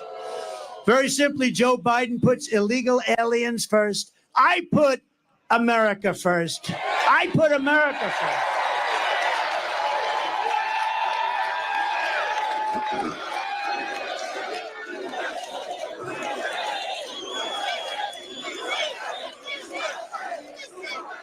Would anybody, now this is up to you, has anybody heard the snake? Would anybody like to hear the snake? Because we can stay here all night, I don't care. Would you like to hear the snake? So it's a metaphor, it's an old song and it was redone. It didn't have anything to do with snakes or people or illegal immigration, but this has to do with illegal immigration. And I think it's very accurate, actually, and it's very sad. But I'll go and we'll do it. And some of you have heard it and many of you haven't. But we're going to do it right now for the great people of the Bronx and elsewhere. We love the Bronx. We love the Bronx. Are you ready? On her work, and you know what? You know what this is all about, right? Did you know? You've heard this before? Have you heard it? We got the greatest people here. On her way to work one morning, down the path along the lake, a tender-hearted woman saw a poor half-frozen snake. His pretty colored skin had been all frosted with the dew. Poor thing, he said, I'll take you in, and I'll take care of you. Take me in, oh tender woman, take me in for heaven's sake. Take me in, oh tender woman, sighed the vicious snake. She wrapped him up all cozy in a comforter of silk and laid him by the fireside with some honey and some milk. She hurried home from work that night, and soon as she arrived, she found the pretty snake she'd taken in had been revived. Take me in, oh tender woman, take me in for heaven's sake. Take me in, oh tender woman, sighed the vicious snake. She clutched him to her bosom. You're so beautiful, she cried. But if I hadn't brought you in by now, you truly would have died. She stroked his pretty skin again and kissed and held him tight. But instead of saying, thank you, ma'am, the snake gave her a vicious bite. Take me in, O tender woman, take me in for heaven's sake. Take me in, O tender woman, sighed the vicious snake. I saved you, cried the woman, and you've bitten me, but why? You know your bite is poisonous, and now I'm going to die. Shut up, silly woman, said the reptile with a grin. You knew damn well I was a snake before you took me in. Right? So when we allow people from prisons, when we allow people from insane asylums and mental institutions, which are being emptied out all over the world, you know, their prison populations are going way down. You know why? Because they're being dumped into the United States. When we are allowing terrorists at numbers that we've never seen before, remember the snake. Remember the snake. Because you're going to get bitten like you never got bitten before, and you need a new president, and you have to get rid of this person who is not a smart person, not a respected person, and doesn't have a clue what the hell is happening. So that's the snake. Did you enjoy the snake? On day one, I will seal the border and I will stop the invasion of our country.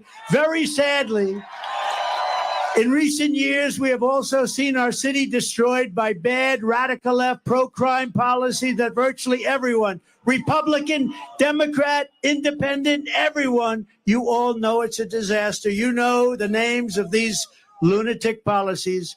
No cash bail. Somebody kills somebody. Go out. No bail. Don't worry. Go out and kill a couple of more people. Defund our great police. Defund the police. Sanctuary cities. Release violent repeat offenders from jail. Joe Biden supports all of this insanity and much more, but millions of people across New York know it's crazy. There is no way when you watch this guy get off an airplane, he doesn't even have to talk. When he falls out of a helicopter, he's got 3 little stairs. It's not that hard. You got 2 railings. You don't fall out of helicopters. You don't fall upstairs. He falls up. He has more trouble going up than he does coming down. That's a little sick. But you're just not going to vote for him. You just we got to win. If we just win the state, it just puts it right. It's such a big state. It puts it to bed. You're going to have a president and people, but you're going to have a president that understands what we have to do. We have to be nice about it, but we have to do things. And we're going to be done. And the world is going to respect us again. We were never so respected as we were 4 years ago. President Xi of China, Putin, Viktor Orban, did you ever hear of him?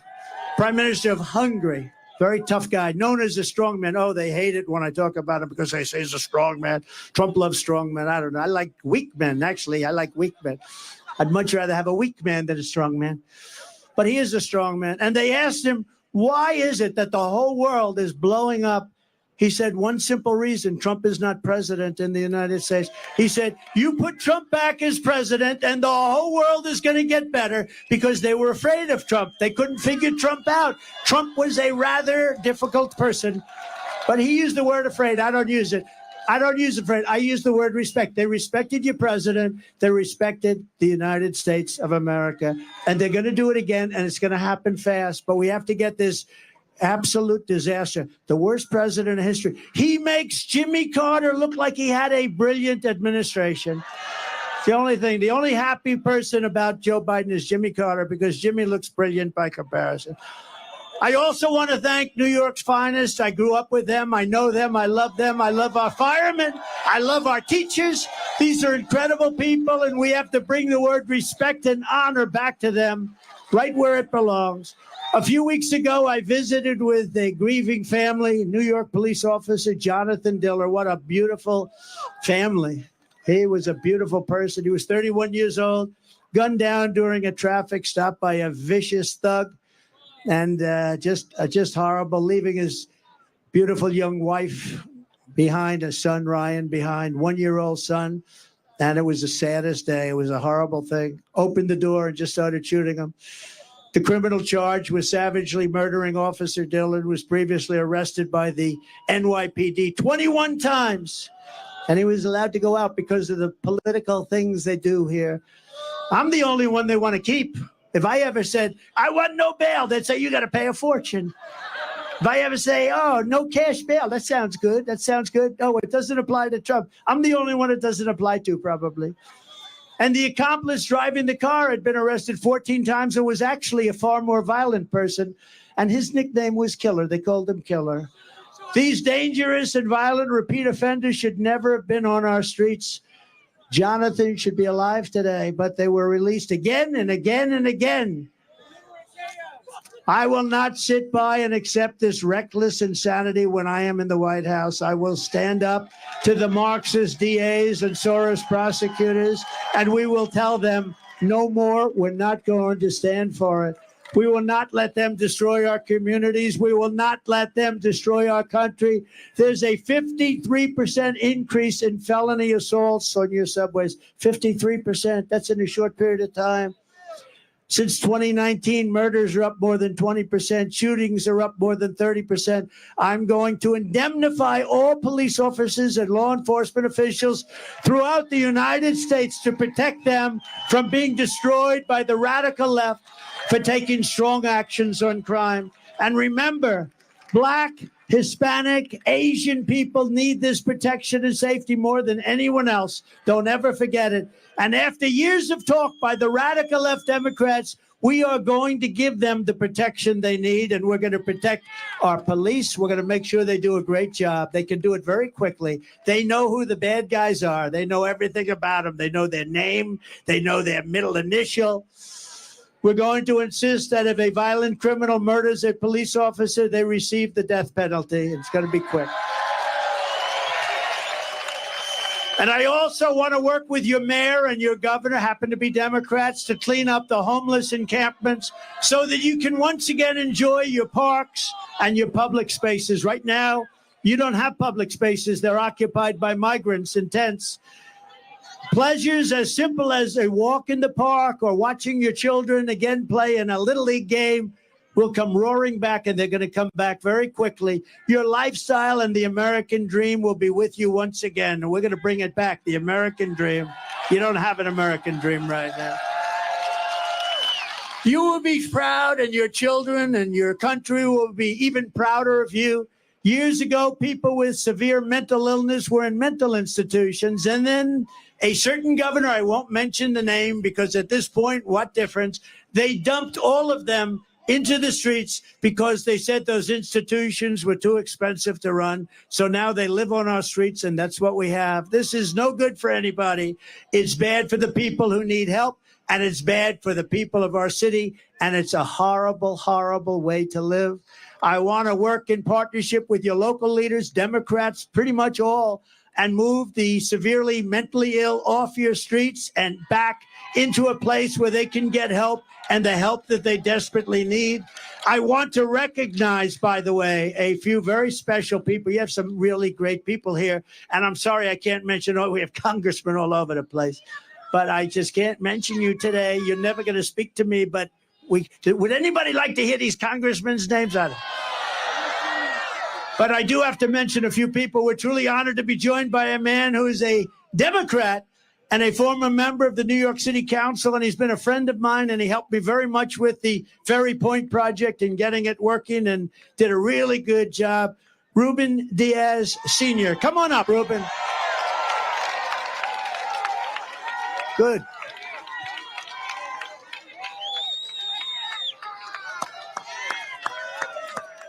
Good.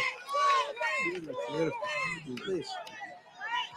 Thank you. Mr. President, I am a Puerto Rican, a black Puerto Rican. I used to be a state senator for 15 years. I used to be city council member. Today I'm here for various reasons. But I want to tell you first that as a Puerto Rican, as a Hispanic, I want to apologize to you for the conduct of Judge Juan Merchan. As a Hispanic, I want to apologize. Thank you.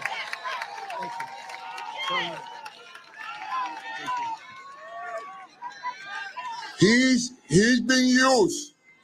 He has been used to destroy you. But we know better than that. We know better than that. As a minister, president of the New York Hispanic Clergy Organization, I want to tell AOC,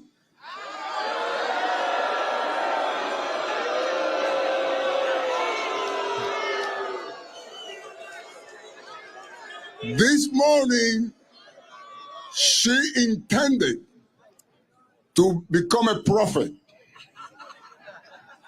And she said, even God doesn't want Trump in the Bronx because it's going to rain. Madam Prophet AOC, you have become a false prophet.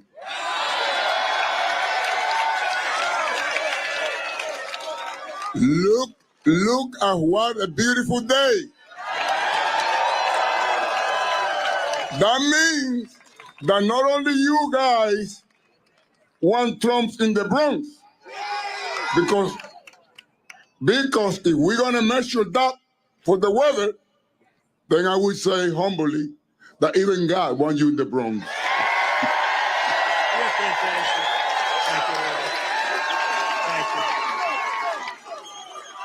And I want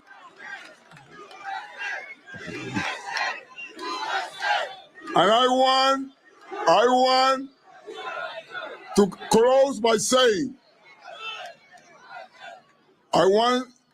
close by saying, Mr. President, I want to join you in having the Bronx great again.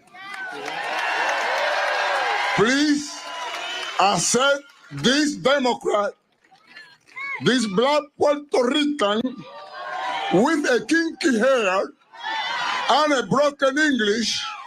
Please accept my endorsement for you as a president. Thank you very much.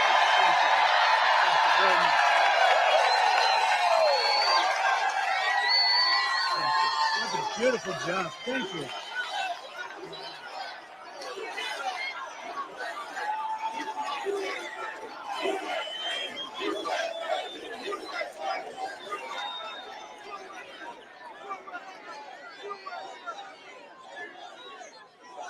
Thank you very much. How nice was that? I didn't expect that. Really? That was beautiful.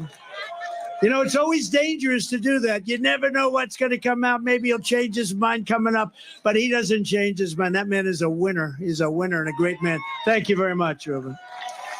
Also with us is New York native and current U.S. Congressman. He's hot as a pistol. Oh, boy, he has a future.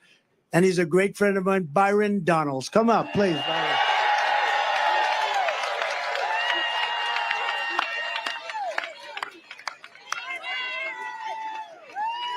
Give him help.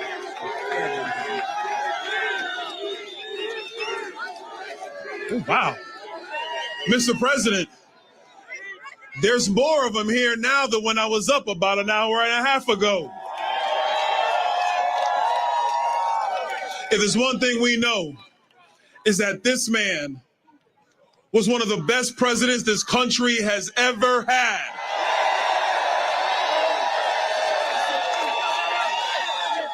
And if there's another thing that we know, is that all of you are going to make him the 47th president of the United States.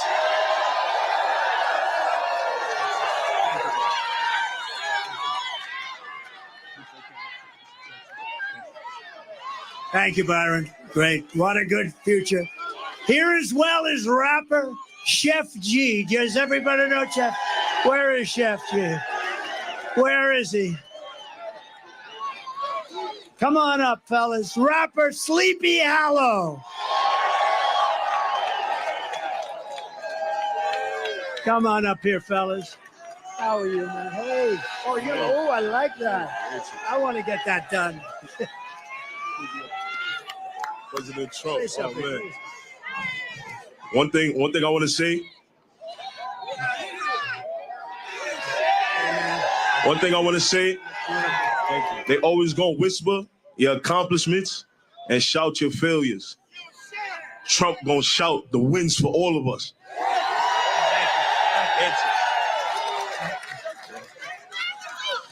Make America great again. Thank you, fellas. I appreciate you. I appreciate it, man. Thank you. Hey, thank you for having me. Thank you very much. That's where I like those teeth. I want to find out where you did. I got to get my teeth like that. I want that to happen to me. As somebody with a fantastic future of the Republican Party and beyond, Gavin Wax, thank you. Young Republicans, Gavin, wherever you are. Thank you, Gavin. Adam Solis of New York, Young Republicans, who's been fantastic. Thank you. Thank you very much. Thank you. Good job you're doing. Madeline Brame of Blexit. Thank you, Madeline. Thank you very much. Somebody that's a real star in politics and done an incredible job and so popular in Nassau County, the county executive, Nassau County, Bruce Blakeman. Come up, Bruce, for a second. Come up, Bruce. Where is Bruce? We got to get Bruce. Where is he? That's a long way to come up the hill with Bruce, right? Come on up, Bruce. Come on. This guy is central casting. If I'm doing a movie on a politician, this is the guy I have playing. Come on. That's great. Thank you, Mr. President. Thank you very much, Mr. President. Both my parents were World War II veterans. Not many people can say about that. They would be shocked and appalled by what's going on in this foreign invasion from our southern border. Nassau County is not a sanctuary county, and when Donald Trump gets reelected, this will not be a sanctuary country. God bless America.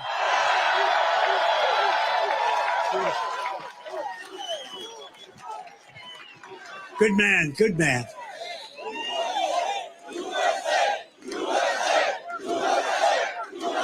Thank you very much. National Committeeman and Chairman Joe Cairo. Joe, thank you. Thank you. Thank you, Joe. And Andrew, thank you very much for being here. Star of the future. I heard you made a good speech. Thank you very much. Thank you all. Thank you, everybody. We have so many people out there, but we're going to finish this up. This has been, I didn't know. I woke up, I said, I wonder, will it be hostile or will it be friendly? It was beyond friendly. It was a love fest. From the very first day that we take back the White House, I believe we are going to have the 4 greatest years in the history of our country. We're going to restore peace through strength. We're going to keep radical Islamic terrorists out of our country. We're going to protect our great seniors, and I will never let anyone touch your Medicare or your Social Security. Under the Democrat program, they will be gone. We are going to restore free speech in America. We are going to fight for your right to school choice, something you all want. And I will not allow schools to impose COVID vaccine mandates or mask mandates. We are going to get far-left Marxist lunacy out of our children's classrooms. We're going to keep men out of women's sports. And we will, once and for all, secure our elections. But all of this, saving New York and saving America, starts with telling crooked Joe Biden, the worst president in history, you're fired, like the apprentice. You're fired. Get out. You were terrible. You're destroying our country, Joe. Get out. If you want to help, you must vote. I believe that we can win New York State. We have levels of support that nobody's seen before. I mean, look at this. So register, volunteer, turn out everyone you know. Don't assume it doesn't matter just because you live in a blue city. You live in a blue city, but it's going red very, very quickly. We must work together as a team to win. New York has always been the home of proud patriots like you. You are proud patriots. You love this. You love this city. You love this state, and you love our country. New York was the city loved by Teddy Roosevelt, Norman Rockwell, the great Flo Ziegfeld, General Douglas MacArthur, George Gershwin, Frank Sinatra, and in baseball alone, Babe Ruth, Lou Gehrig, Joe DiMaggio, Jackie Robinson, and many, many others. It's a city where workers and skilled craftsmen strode across steel beams 80 stories high to build the great Empire State Building and the Chrysler Building and all of the others. It's the city that lit up the shining lights of Broadway, that turned Times Square from a seedy, dirty, long-forgotten area into one of the greatest crossroads of light and glamour anywhere in the world. It's the city that produced generations of everyday American heroes who willingly spilled their blood and gave everything they had to make America into the greatest nation in the history of the world. Above all, this is the place that every one of us here today has been proud to call our home, our town, our city.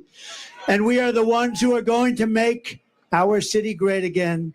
It was hardworking patriots like you who built this city, and it is hardworking patriots, and this is something you can say it, and you can say it 1,000,000 times, and you can emblazon it. It's hardworking patriots like you who are going to save our country. You are going to save our country. We're going to get out and vote like never before. We're going to make it too big to rig. Our vote is going to be too big to rig. So one thing they can't guard against, working together, there is nothing we cannot do and no height we cannot achieve. Together we will make America powerful again. We will make America wealthy again. We will make America strong again. We will make America proud again. We will make America safe again. We will make America great again. Thank you, Bronx. Thank you, New York. We love you. Thank you. God bless everybody. God bless you. God bless you.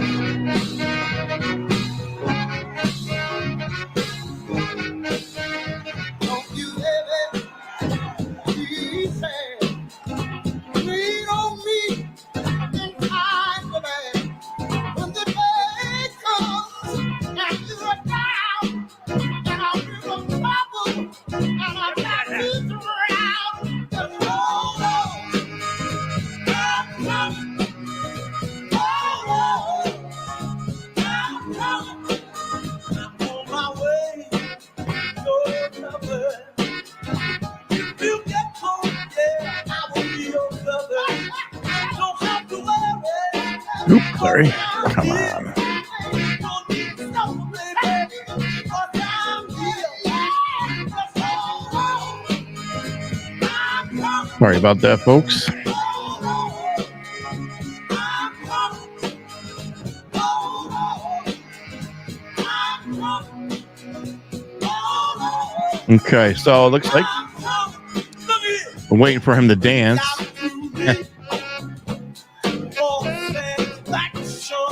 Stick with me.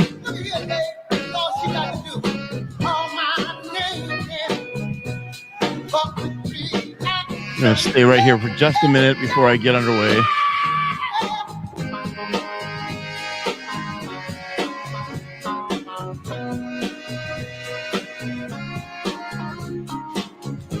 Put some comments up here.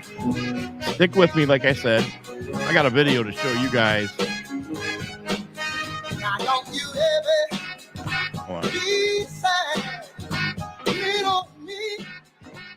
Yeah, stick with me. I got a video to show you guys. Don't go anywhere. Just keeping this up here because we all love to see President. There he goes. There he goes. There he goes. You've got to see what happened while you guys were tuned in. What happened on CNN. I've already posted it, but you got to see this. Just give President Trump a minute to. Thank you very much, Ann. Anna. Very nice of you. Yeah, if you would like to support my work, there's a link in the description of this live video, whatever platform you're watching on, it's in there. So really appreciate Today that. was quite the historic day in politics as President Trump makes a campaign stop. All right, so here we go. I'm going to go ahead hasn't happened and since I'm going to remove Ronald this Reagan. one. All right, so there we go. It hasn't happened since 1980, he said. All right. Let's go to your comments. So check this out, folks. You ready? So it turns out over on CNN, while we were watching the Trump rally, because I have a little bit of the luxury to kind of look at the news and try and post a few things while I was off screen. Kathy Hochul, New York Governor Kathy Hochul, is not too happy with us. Kathy Hochul just called, I'm going to play the video, just called every Trump supporter in New York tonight a clown. Check it out. I'll tell you, it won't make a difference at all, Jake, and that is for Donald Trump to be the ringleader of and invite all his clowns to a place like the Bronx. Woo. New York will never, ever support Donald Trump for president. We know him better than anyone, and that means we understand what he's all about is just for himself. So this state will go solidly behind Joe Biden for president, as it has in the past. So he wants to spend his time doing these made-up fake rallies and pretending their support here. Be my guest, because while you're doing that, Donald Trump, Joe Biden's out there on the other side making sure he's delivering for all Americans. And so go ahead, spend all your time you want in New York, because we'll be with Joe Biden, and Joe Biden's out there winning over the rest of the battleground states. Delusional. Absolutely delusional. She just called everybody a clown. How about that? AOC thanking God this morning for the torrential downpour because of the rally at the Bronx, but it turned out the God opened up the parted the clouds and the sun came out, so it all worked out well. Exactly right. So here's the deal. All right, there you go. Here, I smell panic. This is 100% panic. Here's the great thing. Okay, I had no idea that I was going in this direction. Your comments are pouring in right now. I had no idea I was going to go in this direction. I didn't know Kathy Hochul was going to go on there and make a clown out of herself. Well, they do every day. So, but have you noticed something? Okay, in the mainstream media, I have seen on CNN and MSNBC, I have seen news reporters. Well, I use that term loosely. Okay, I could finally, with confidence, say that I'm a hell of a damn much better news reporter than these mainstream media clowns who get paid way too much money to lie to you in your living room idiot boxes. But these reporters are panicking. Celebrities are panicking. Look at Robert De Niro. I mean, the guy really thinks Donald Trump is coming after him. So maybe there's more to that than meets the eye. He knows more than we do, probably. You've got, you saw Comey going on tour the other night. Okay. James Comey went on tour the other night. He was on MSNBC. He was on CNN, and I don't know where else he was, but he was all over the place and just pressing the panic button and saying that we have to vote for Joe Biden because if Donald Trump gets in, he's going to get his retribution. And this time he's not going to make a mistake. He's going to get his DOJ and FBI all sorted out, and he's going to come after everybody criminally. I don't see what the problem is there. And using that term retribution is wrong. It is not retribution. It is not revenge. It is called law and order. Everybody's getting away with everything. This is law and order. Before Donald Trump took the stage tonight, I was giving a little bit of my take. And I was saying that if you're paying attention to what is going on now with everything from the college universities in the limelight, COVID in the limelight now, everything, the court system's in the limelight. Everything is in the limelight right now. Nothing will be done as far as what you dream of when it comes to the arrest and the indictments right now. Okay, it had to be this way. I know this is painful.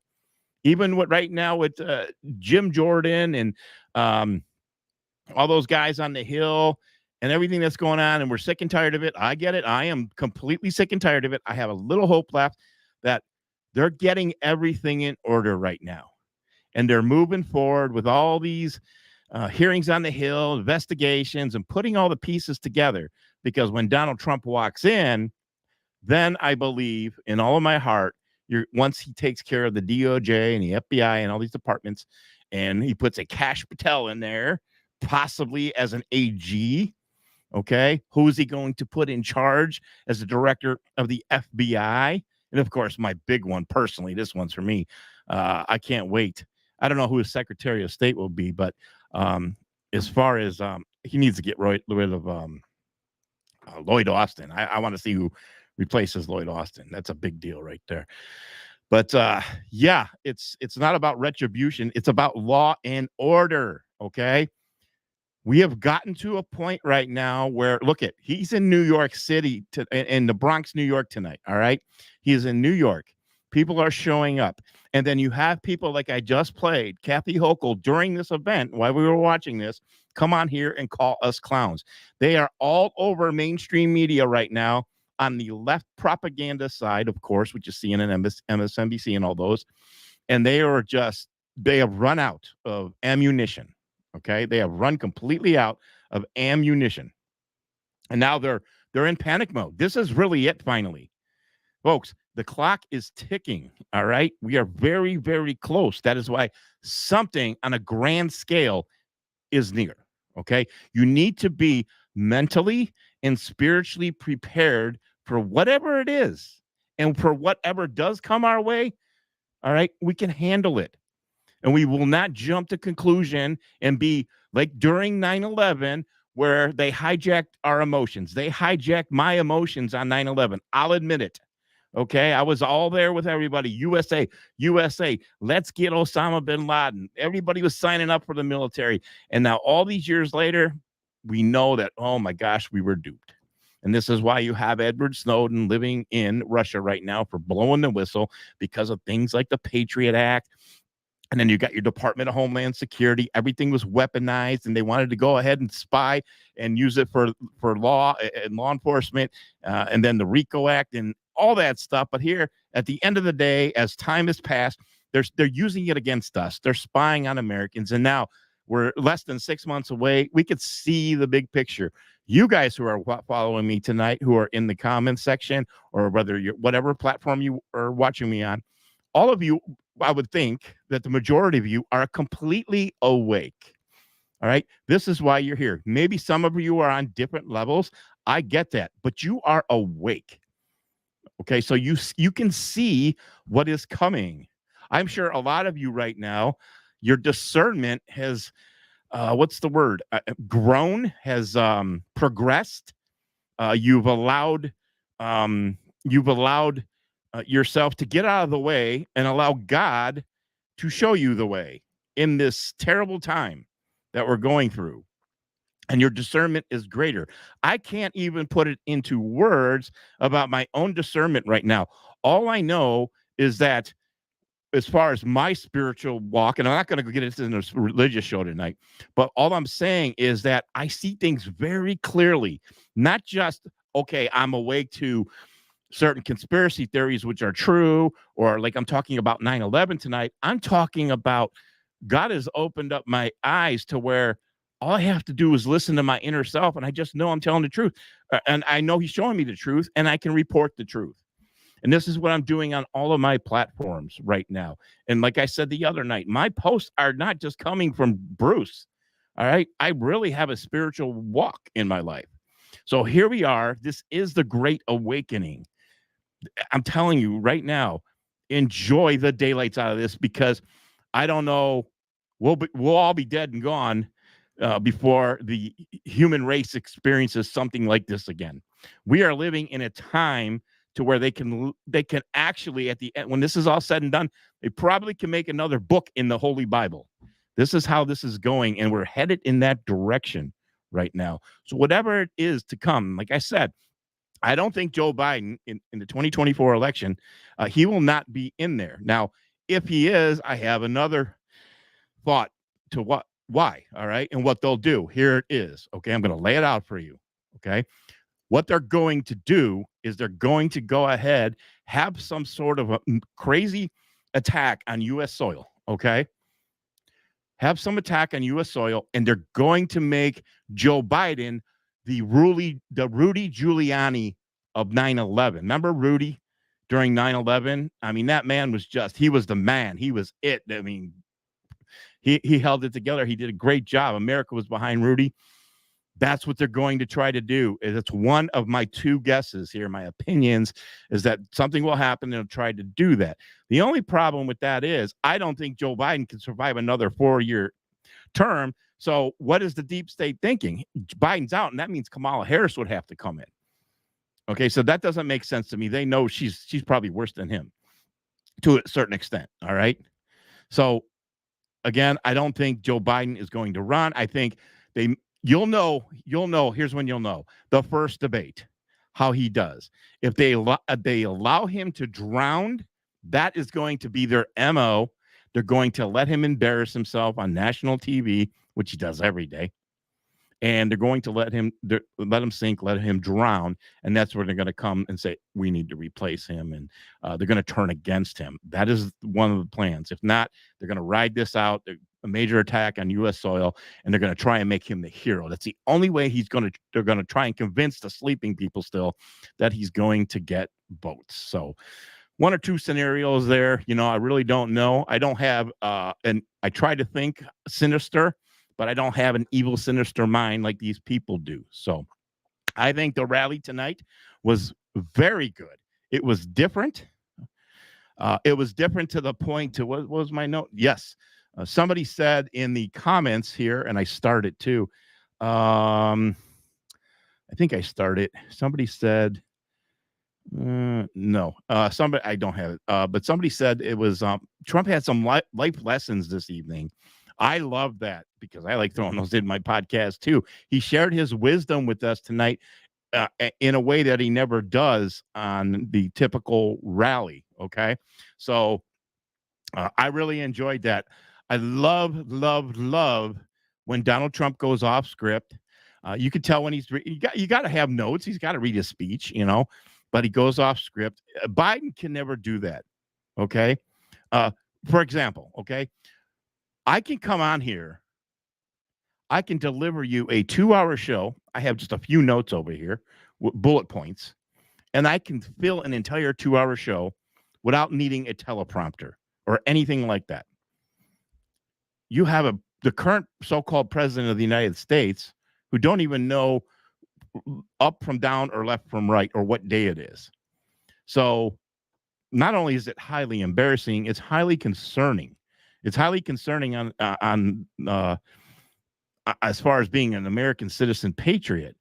Imagine what the rest of the world is thinking. We are living now. Last night, guess who circled Taiwan? Okay, yes, China circled Taiwan.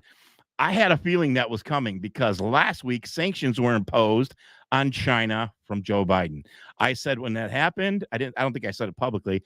I said when that happened to somebody else, I said, here it comes. Watch Taiwan make a move, and it will be in the form of a military exercise. Well, we saw what happened when a military exercise got underway with Russia and what happened there. Russia had every right. I'm still on board with that. Okay.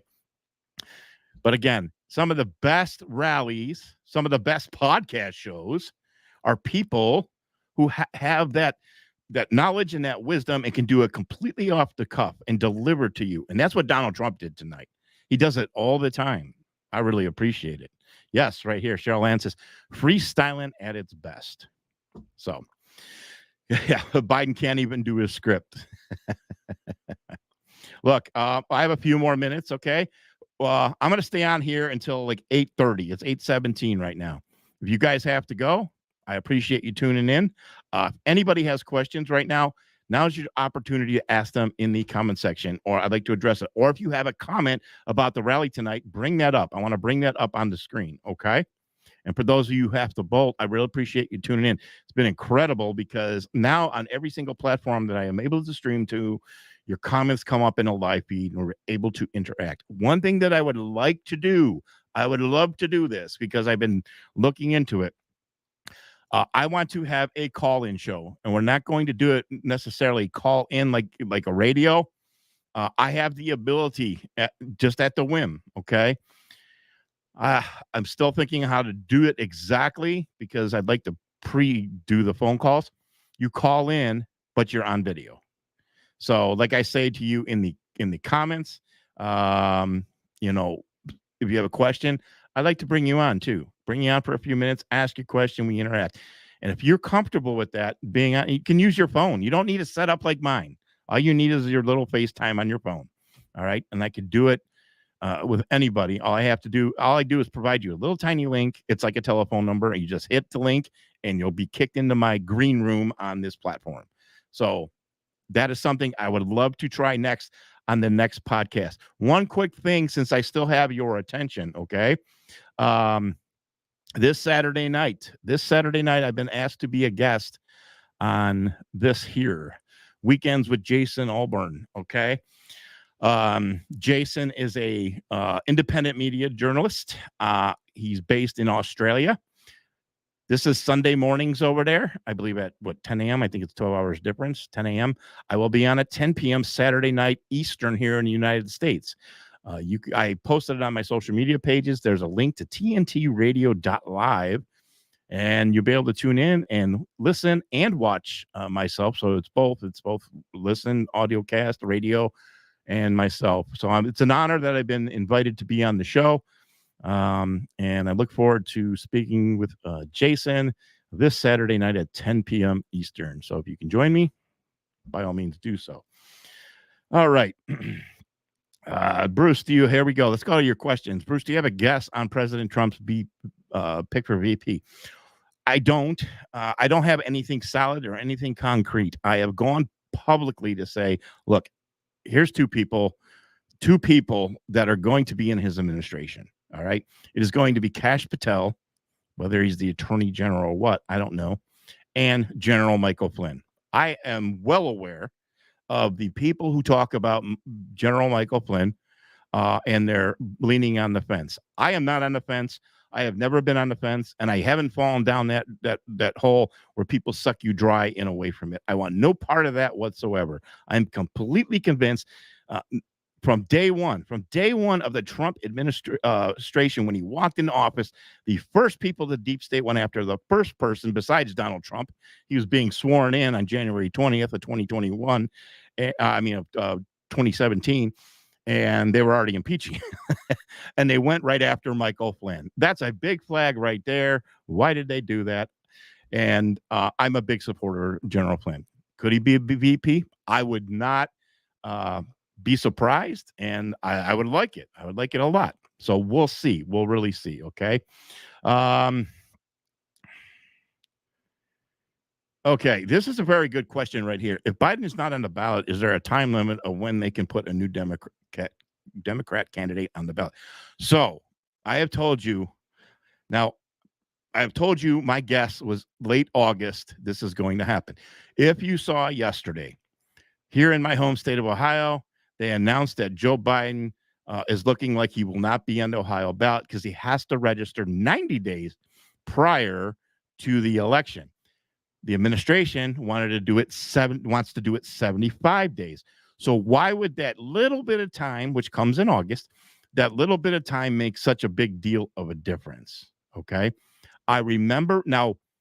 Okay. I have a reputation for truth and facts, and I always will. This one is a guess right now, but I'm probably pretty darn right because I don't have the exact time frame in front of me. But I remember reading into this as something that we've never gone down this road because America has never had to, I guess. There is a time limit to where the Democrats can replace the current candidate, okay? But it has to be closer to the November election. And when they get that little bit of time frame, it's something that they don't have to have in like another primary for him where people have to go vote again. they can just grandfather that person him or she, her, he, into the spot, get rid of Biden, and whoever it is, they're on the ballot against Trump. So there is a window, and that's why if memory serves me correct, that time limit comes later in August and after. The other question is, do they want to waste if they have it, I don't even know, the DNC and waste it on Joe when they already have another candidate? I don't know. We'll see. I am on the fence that one or two things are definitely going to happen. Joe's not running, or they're going to do everything they can not to have the election happen on November 5th. We have right now, somebody in the comments during the live stream said, I don't even see any political campaign ads for Biden or anything anywhere. That's because they don't care. They have something completely different planned, and they know what's coming. We don't exactly. We're only guessing at this point. Okay. I have no idea who the replacement will be. Everybody's got the guess of Big Mike, of Hillary Clinton, of Gavin Newsom would be the top three. I don't really know. They love celebrities. And if you remember The Rock being courted, all right, they would do that.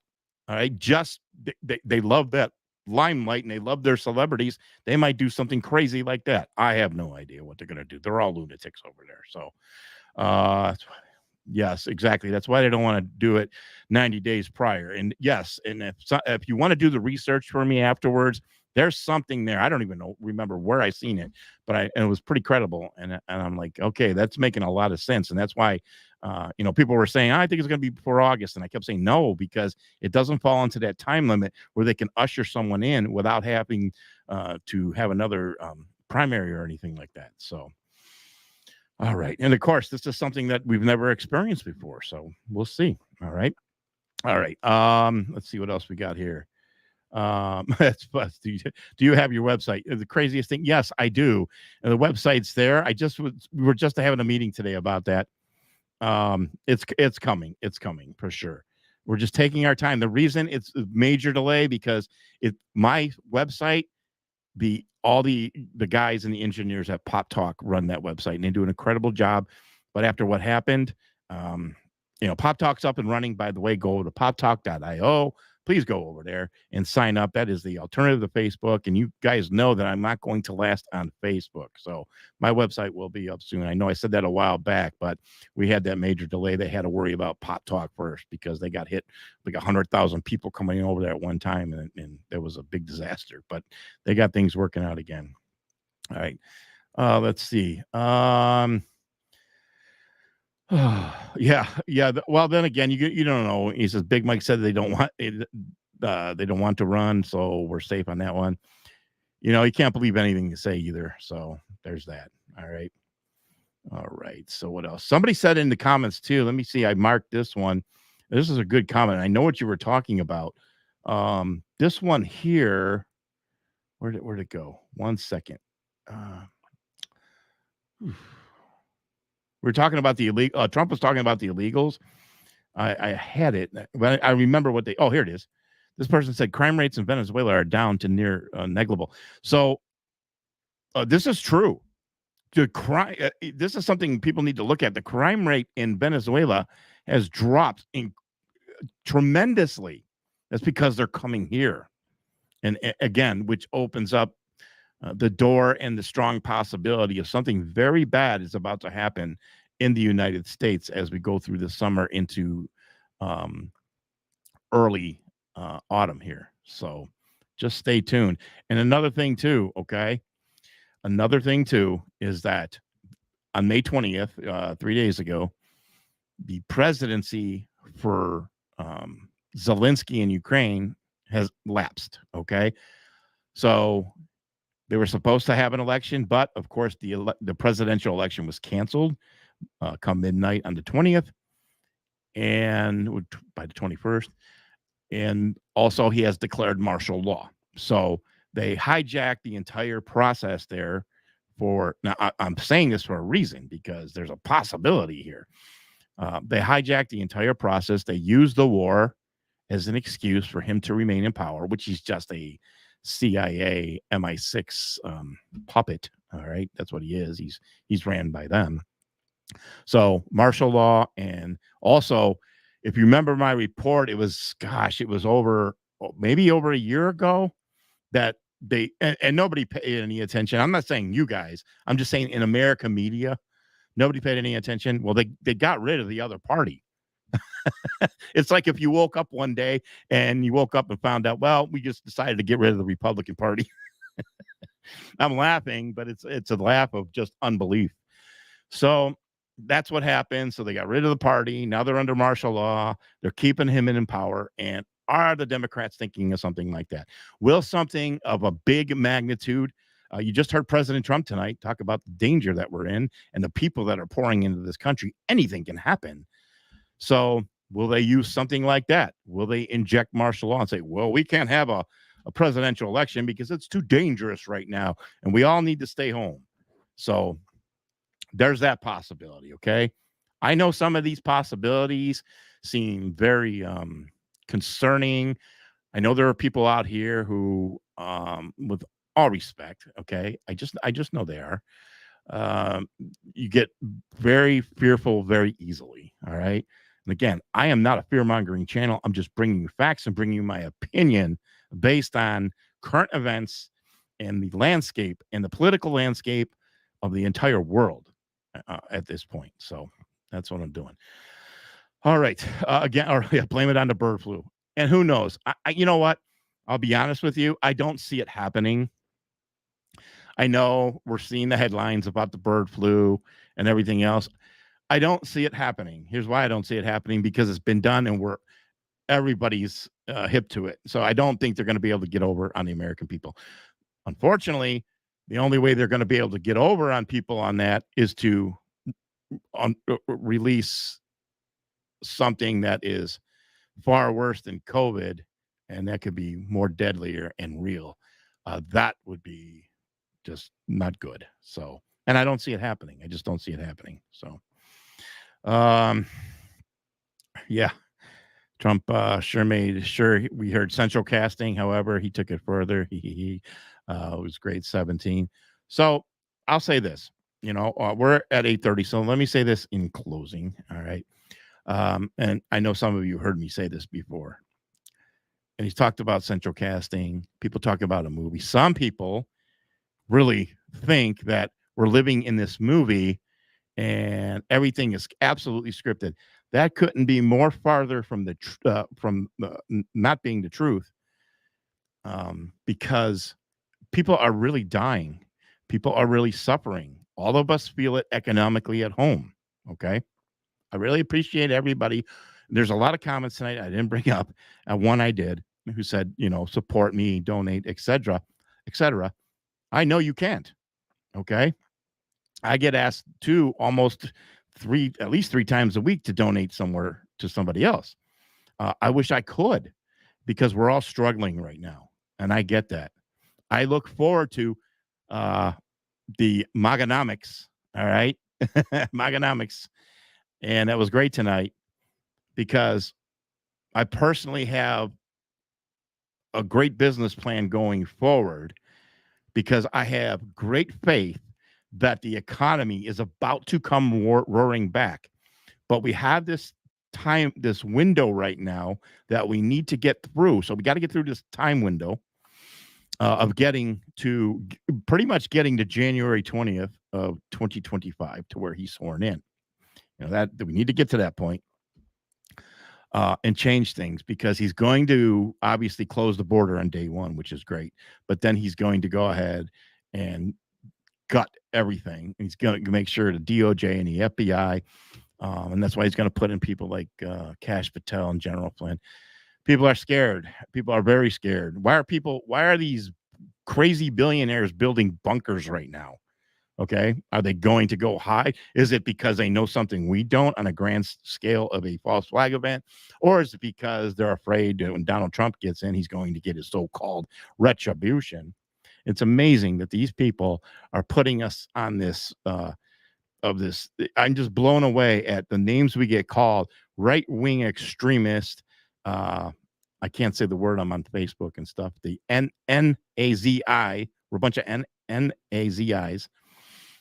And put us in that category when we're nothing more than wanting, all we want is law and order. We want what's good for the future of our children and our grandchildren. We want decency. We want common sense. And I don't think that's a lot to ask for. I'm extremely open. I'm sure a lot of you are. Just because I'm a conservative doesn't mean I'm stuck in my ways. I'm open to change. I'm open to the future. I'm open to the new technology when used right. I'm open to all that. I mean, that's fun. It's exciting. I think they think we're stuck in our old ways and we're just a bunch of people walking around in our robes and our sandals and we're stuck in the Old Testament. That is not the case whatsoever at all. They're just in fear. And there's a lot of politicians and other people who are in fear right now because they're on the take. They have a lot of dirt on them. And this time around, they know it. The first 4 years, drain the swamp. No, it wasn't drain the swamp. It was expose the swamp. He exposed the swamp. You saw how crazy they got. Even the late night talk show host and everybody on television, they showed their true colors. The next 4 years now, Biden, which is about to be up, all right, this administration even showed how worse they are, okay, in front of the whole world. And we're watching it every day. I guarantee you, when Trump gets back in, it is definitely going to happen. And people are going to be finally held accountable. They're already talking about it. They know it. You're seeing the panic. You're seeing it in the language they're using. And this is why, unfortunately, not to be fear-mongering, I'm afraid that something big on a grand scale is upon us soon. So keep the faith. Keep praying out there. And most importantly, don't let your emotions be hijacked. All right? I learned that lesson on 9/11. Don't let them be hijacked. Stay in close contact with God. Stay spiritually fit so you can be in this war. So you can be there for your families and your friends who are not as awake as you, because a moment is coming to where they're going to need all of you in your households, your neighbors, your friends, your coworkers. They're going to say, okay, maybe I was wrong. Let me turn to the crazy conspiracy theorists. Geez, I'm sounding like Joe Biden. All right, let me turn to Bruce right now. Let me turn to Bill. Let me turn to Linda or Cheryl. And that's going to happen. And this is part of the Great Awakening. So with that being said, I really appreciate all of you. I will again see you, those who like to tune in, 10 p.m. Saturday night. I'll be a guest on TNT Radio Live. And I really appreciate all of you. Thank you so much for tuning in. It's a big, big deal. I look forward to doing more. Always can look forward to my podcast again on Facebook. I have a separate page for MindFix TV podcast now, not on the regular page that I post news on. And that's really about it. What a great rally tonight. I really appreciate that and all the comments. God bless you guys. And I'm going to go and put a few posts up and catch up here for all of you. And I will talk to you real soon. God bless. Take care.